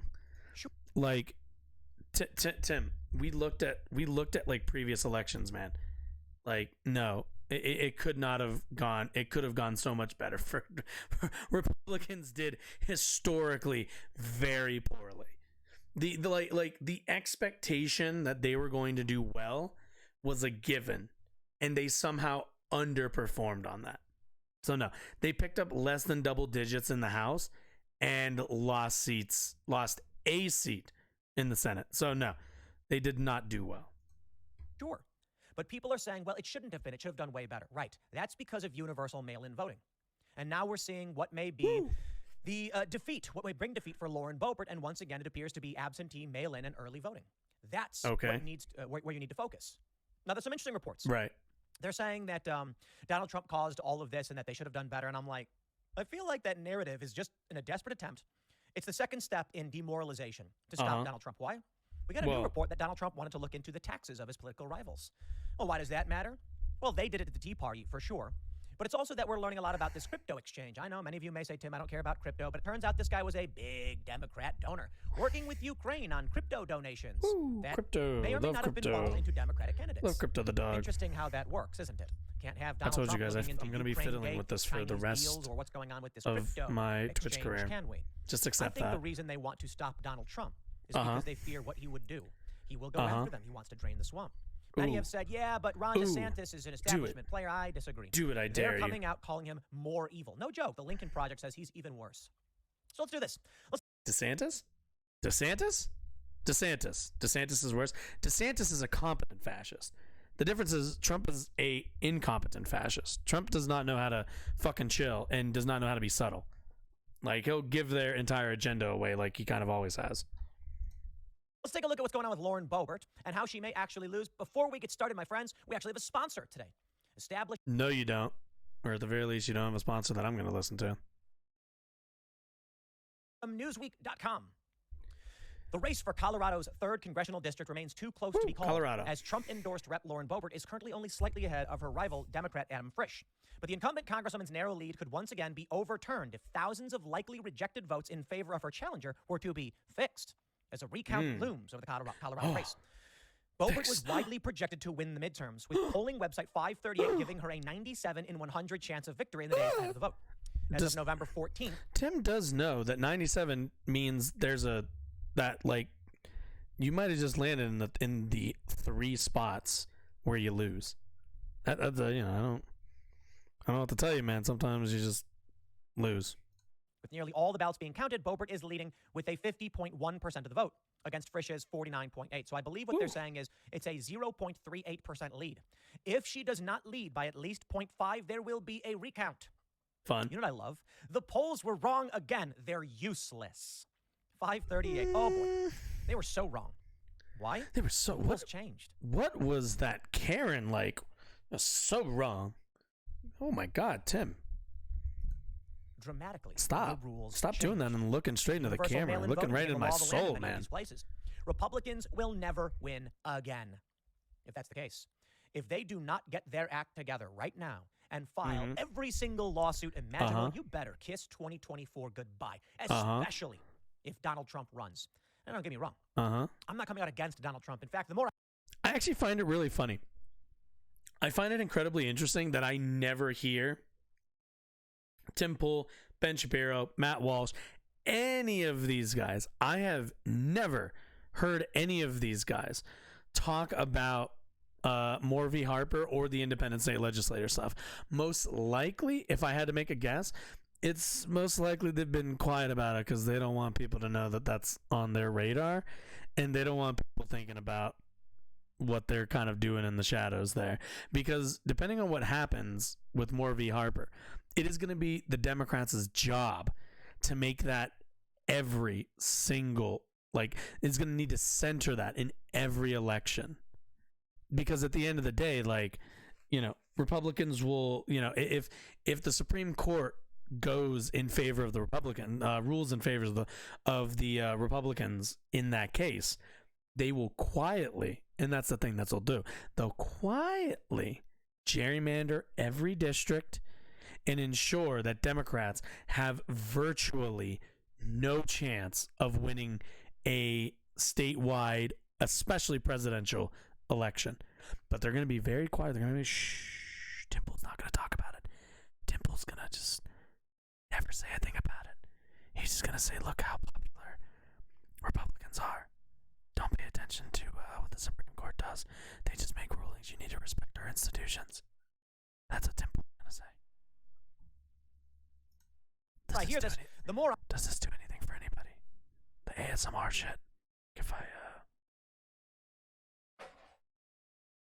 do like a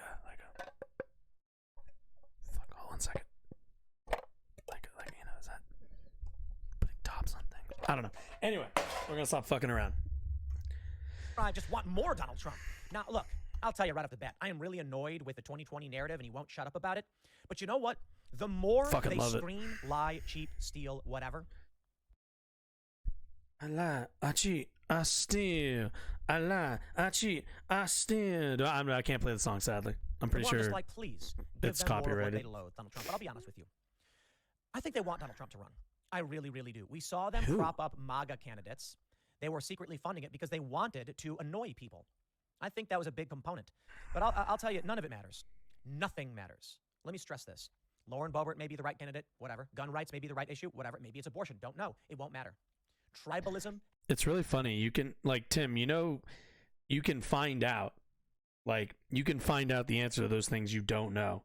You could do that. You could find out whether it's 2A or whether it's abortion rights. You could learn that information. I'm not saying I know, but you could learn that information, certainly. Has ruled this day. That's the only thing that's going to have an impact right now. People who are Democrat in cities will vote Democrat, and with universal mail-in voting, ballot harvesters, where it's legal, will collect those ballots, and they will win. Again, this is one of those things where it's like, you've got to make an argument for why ballot harvesting is bad. Because simply ballot harvesting is not the same as ballot fraud. Like those two things aren't the same thing. So you'd have to make an argument that there's something undemocratic about that. You know, it's like, oh well, your vote shouldn't count if you don't drop it off at the county clerk's office. It's like, does anybody drop it off at the county clerk's office? Most people just go to their polling station. I think ours is like at a church or something. Ballot harvesting is much, much easier in urban centers, where one person can collect 1,000 ballots from one building. Sounds like a skill issue. In areas, good luck driving that far with gas prices as high as they are. Maybe polling stations in Frisch rural could still areas. Oust the Republican incumbent. Then he's going to insult Lauren Boebert. This is the thing. Tim could make the argument that they need to be better about turning out their voters and making sure that their voters vote. But what is his argument? What is his solution? His solution? Oh, we just need to make it harder for the people who vote against us to actually vote. We just need to make sure that any institution, any organization that works against us is illegal, is made illegal, is outright banned from participating in the process. Like at the end of the day, they could just convince more voters, but instead it's easier to just restrict voting as much as they can, to make it as difficult as possible. Do you have to work? Do you have to work on election day? Guess what? You better hope that there aren't lines. Oh no, a Republican legislator decided to decrease the amount of voting locations in your state. Now you have to go wait in a 5-hour line to vote. And guess what? Voting is not something that's respected by businesses. So they can just fire you for not showing up, for calling out, but you have no right to choose to vote when you could be going into work. So you can't take a day off either. Some places don't offer PTO. It seems like you might just be fresh out of luck of being able to vote conveniently. To waste my time, if thousands of voters' votes likely rejected for signature verification were cast in support of the Democratic nominee. Keep that in mind. We don't know for sure. They could come back the same rate, and Boebert could still win. Every year in Colorado, thousands of Why ballots would you be mad about that then? If you think she's a strong candidate, you would just say, "Hey, let them count them. We're still gonna win." Like at the end of the day, if you thought you had better ideas, better positions, and better politics, you wouldn't care. The amount of votes wouldn't matter. You'd still say 100 people vote, 1,000 people vote, 1 million people vote. It don't matter. I'm the better candidate. I'm gonna win no matter what. But they know they don't have better candidates. They know they don't have better positions. That's why they're like, oh no, what I need to do is I need to get as many people as I know I'm going to get, which is not going to be a majority. And then for the rest of the population, I just need to make sure that they're not able to vote. If I can knock off 50% of the people, the other 70%, if I knock 50% off of them, look at that. It's 35 versus, I only have to convince a couple other percentages worth of people. And then boom, I've won my election. Woo-hoo-hoo. Like a missing signature or a discrepancy. It's loser mentality. Local officials then alert voters to the issue, giving them a week time to fix the problem and make their vote count. The process, which is done in 23 other states besides Colorado, is called ballot curing.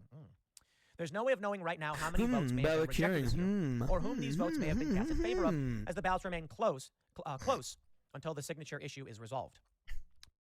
Tim, do you do this in your? I just noticed this. There's a fucking kitchen behind him. Do you do this in a kitchen, my guy? You stream and do? I mean, I do it in my bedroom, I'll admit, but the kitchen? But on a national average, a majority of mail-in ballots are sent. The dining room? I hope it's not the living room. According to the Secretary of State, 21,838 ballots were rejected for signature verification in 2020. Nationwide, more than 560,000 were rejected. The Secretary of State's office doesn't count how many. Jeez, it's almost like that's a bad thing. Frisch tweeted, ballots are still being cured in CO3. And our campaign wants to make sure every vote is counted so we can retake the lead. Check the status of your ballot or to direct a friend to do so. Carrie Lake is doing similar to telling people, check to make sure your ballots are counted. It's a tight race, my friends. When we pop over to the Reuters results, you can see Lauren winner Boebert activity has the lead, right but there. It is a slim lead at that. Currently only leading by Is around that seriously her district? Oh my God, I don't think I actually looked at the district. That is an what's the word I'm looking for? A disgraceful, like, what the fuck is this? What is this? So I want us all to think about this for a second. If you look at this, look how tiny Denver is. You know how many people live in Denver? And we have like one little person there? It's fucking disgraceful. Here's the thing. You take a look at like the Senate race. In Nevada right now, Adam Laxalt is only down by about 7. I also feel like, I don't know if Tim knows, like Colorado's not that purple anymore. Like it is a purple, but more blue than it is red. Like it's not close anymore, dude. 1,000 ballots with 98% of expected votes counted. So they're calling it.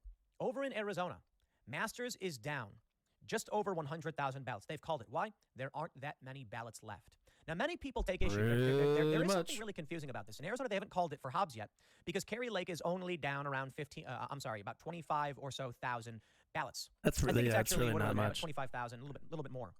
And there's about 100,000 ballots left to count. If Carrie Lake gets half of those, she doesn't win. If she gets around 70%, she does, but a lot of people are saying, we don't know. This is probably going to go into a legal battle. What's interesting, though, is that feels like everything's just going to go to a legal battle. Come in, and there was still a margin for Masters to win. They called it. But I'll give you a better example because that's not the best example. The best example is most of the time it's just not likely. Come on, Maryland's 6th district. I think I accidentally said it was the 1st district. Ew. Trone won Maryland. by Disgusting. about 9,000 or 8,000 or so ballots. 97% reporting. It was leading. It was being led by the Republican in an area that's surrounded by MAGA country. And then as soon as it flipped Democrat lead, they called it. Why? Mail-in voting. I'll say it a million times. It won't matter what you do.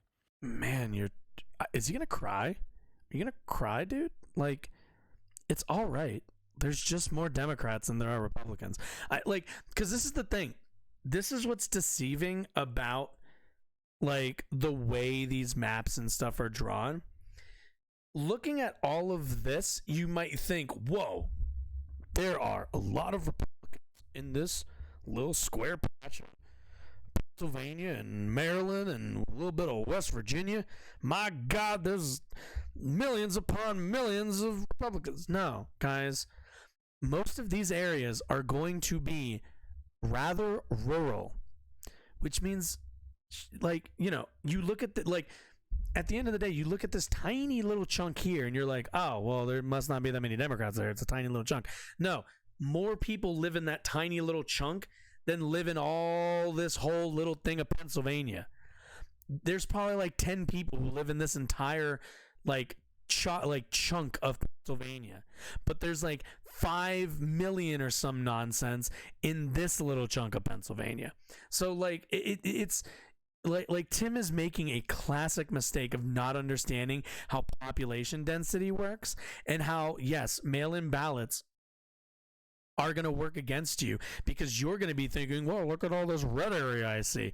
Dude, none of those areas, like the red areas you're looking at, if we put them on a topographical map, if we took like all of the states by population and the districts by population, all of the red ones would be like,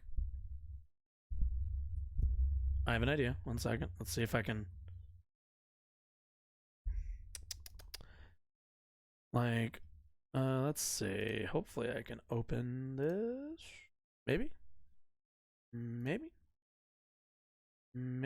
Yes. Okay, cool. Okay. If we're looking at this, right? Where's my thickness here? All right, give me something thick. If you're looking at this, I know I'm like in my own way. I don't really mind. I don't. Okay, maybe I mind a little bit. Maybe I mind just a little bit. No, that's fine. That's fine. We're just gonna live with it. I'm just gonna center that slightly. So, in all these areas, it always ends up looking like, you know, it'll be like let's see. It'll be like where's my paintbrush? No, I said paintbrush. Damn it. It'll look like this, right? Like you've got this big area. You got, let's call this Pennsylvania, right? And then you have like the cities. You have like, hey, thickness, get back here. Then you got, oh God, okay. Then you got your Pittsburgh. You got your like Philly over here. You got your Scranton up here. You got I don't know other Pennsylvania cities. My family's from the area, but I don't fucking know any of them. You got your Latrobe over here. Latrobe's probably not blue. But either way, you'll think to yourself, oh man, like Pennsylvania has got to be like super fucking, let me draw the Pennsylvania lines.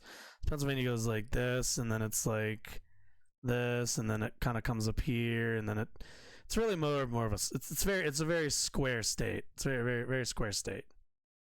No, this, give me this. All right, there we go. Pennsylvania, boom. I'm a terrible drawer, I know. But like, you look at this, right, and you think to yourself, oh man, like there's you might have all these little like pockets or whatever of like liberals. You got some here, maybe you got another one here, maybe you got like another thing here.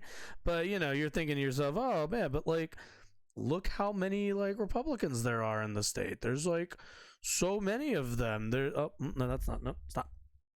It's supposed to be black.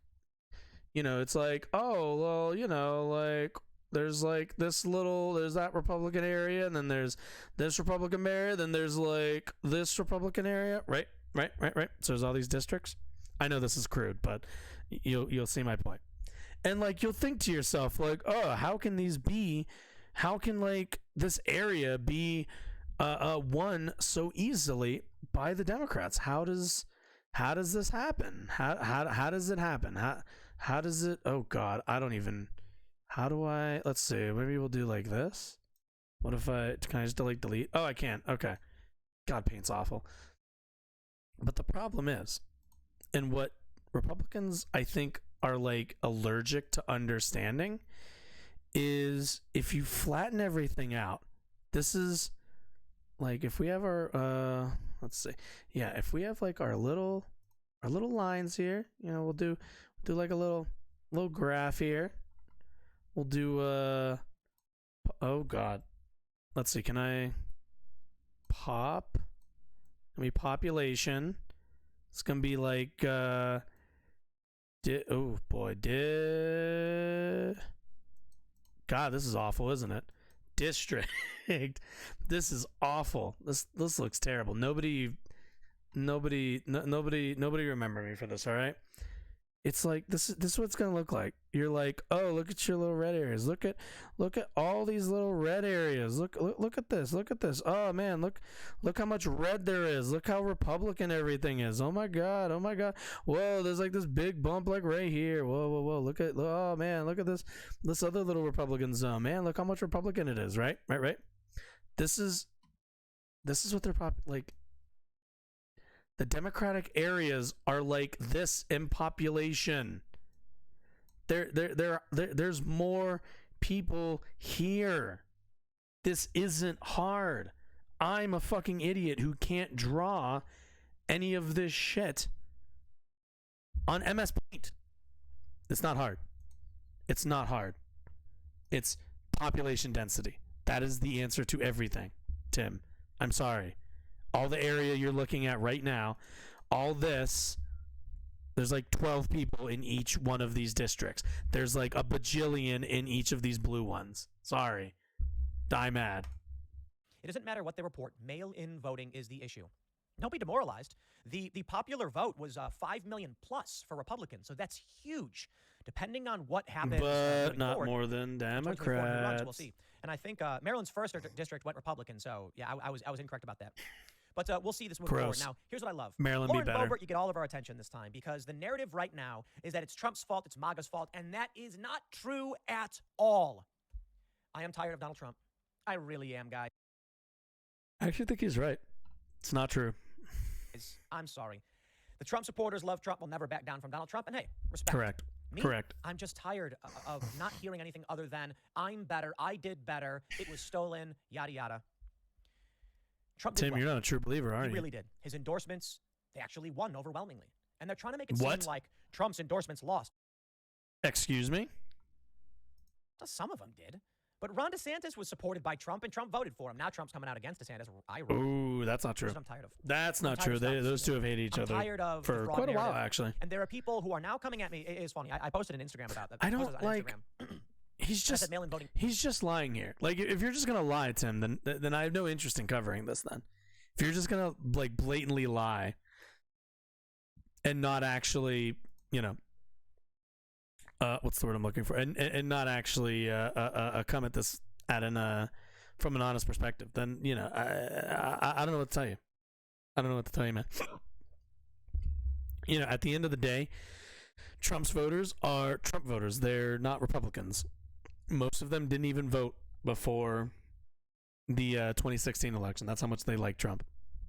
But, all right, we're going to cut it there, guys. There's, it's Tim Pool. Also, he's just kind of lying about the dynamics. But either way, yeah. All right. Oh, my goodness. There's so much going on in today's world, I'll tell you. All right, well, anyway, so that's what's gonna wrap it up here. Got about 3.5 hours in, so that's not bad. So I mentioned at the beginning of the show that we're gonna be that we have a schedule now, and I realized I never even mentioned what the actual schedule is. So starting next week, every Monday and Tuesday and most Thursdays, you'll have to double check to make sure. I'll let you know if Thursday is a go. It's not gonna be every single week, but most weeks. But it'll be Mondays, Tuesdays, and Thursdays. You can catch this show here, 7:30 to usually around 11 or so. That's usually when the cutoff's gonna be. But yeah. So if you're watching this after it's already posted, as the VOD gets posted up to YouTube, or you're watching the VOD on Twitch, either way, I encourage you to like the stream, like the video, or follow on Twitch, or subscribe on YouTube, and have yourself a wonderful night, evening, or morning, whatever you're doing when you're watching this. Yeah. That's it for me for tonight, and you have a nice time. Boom.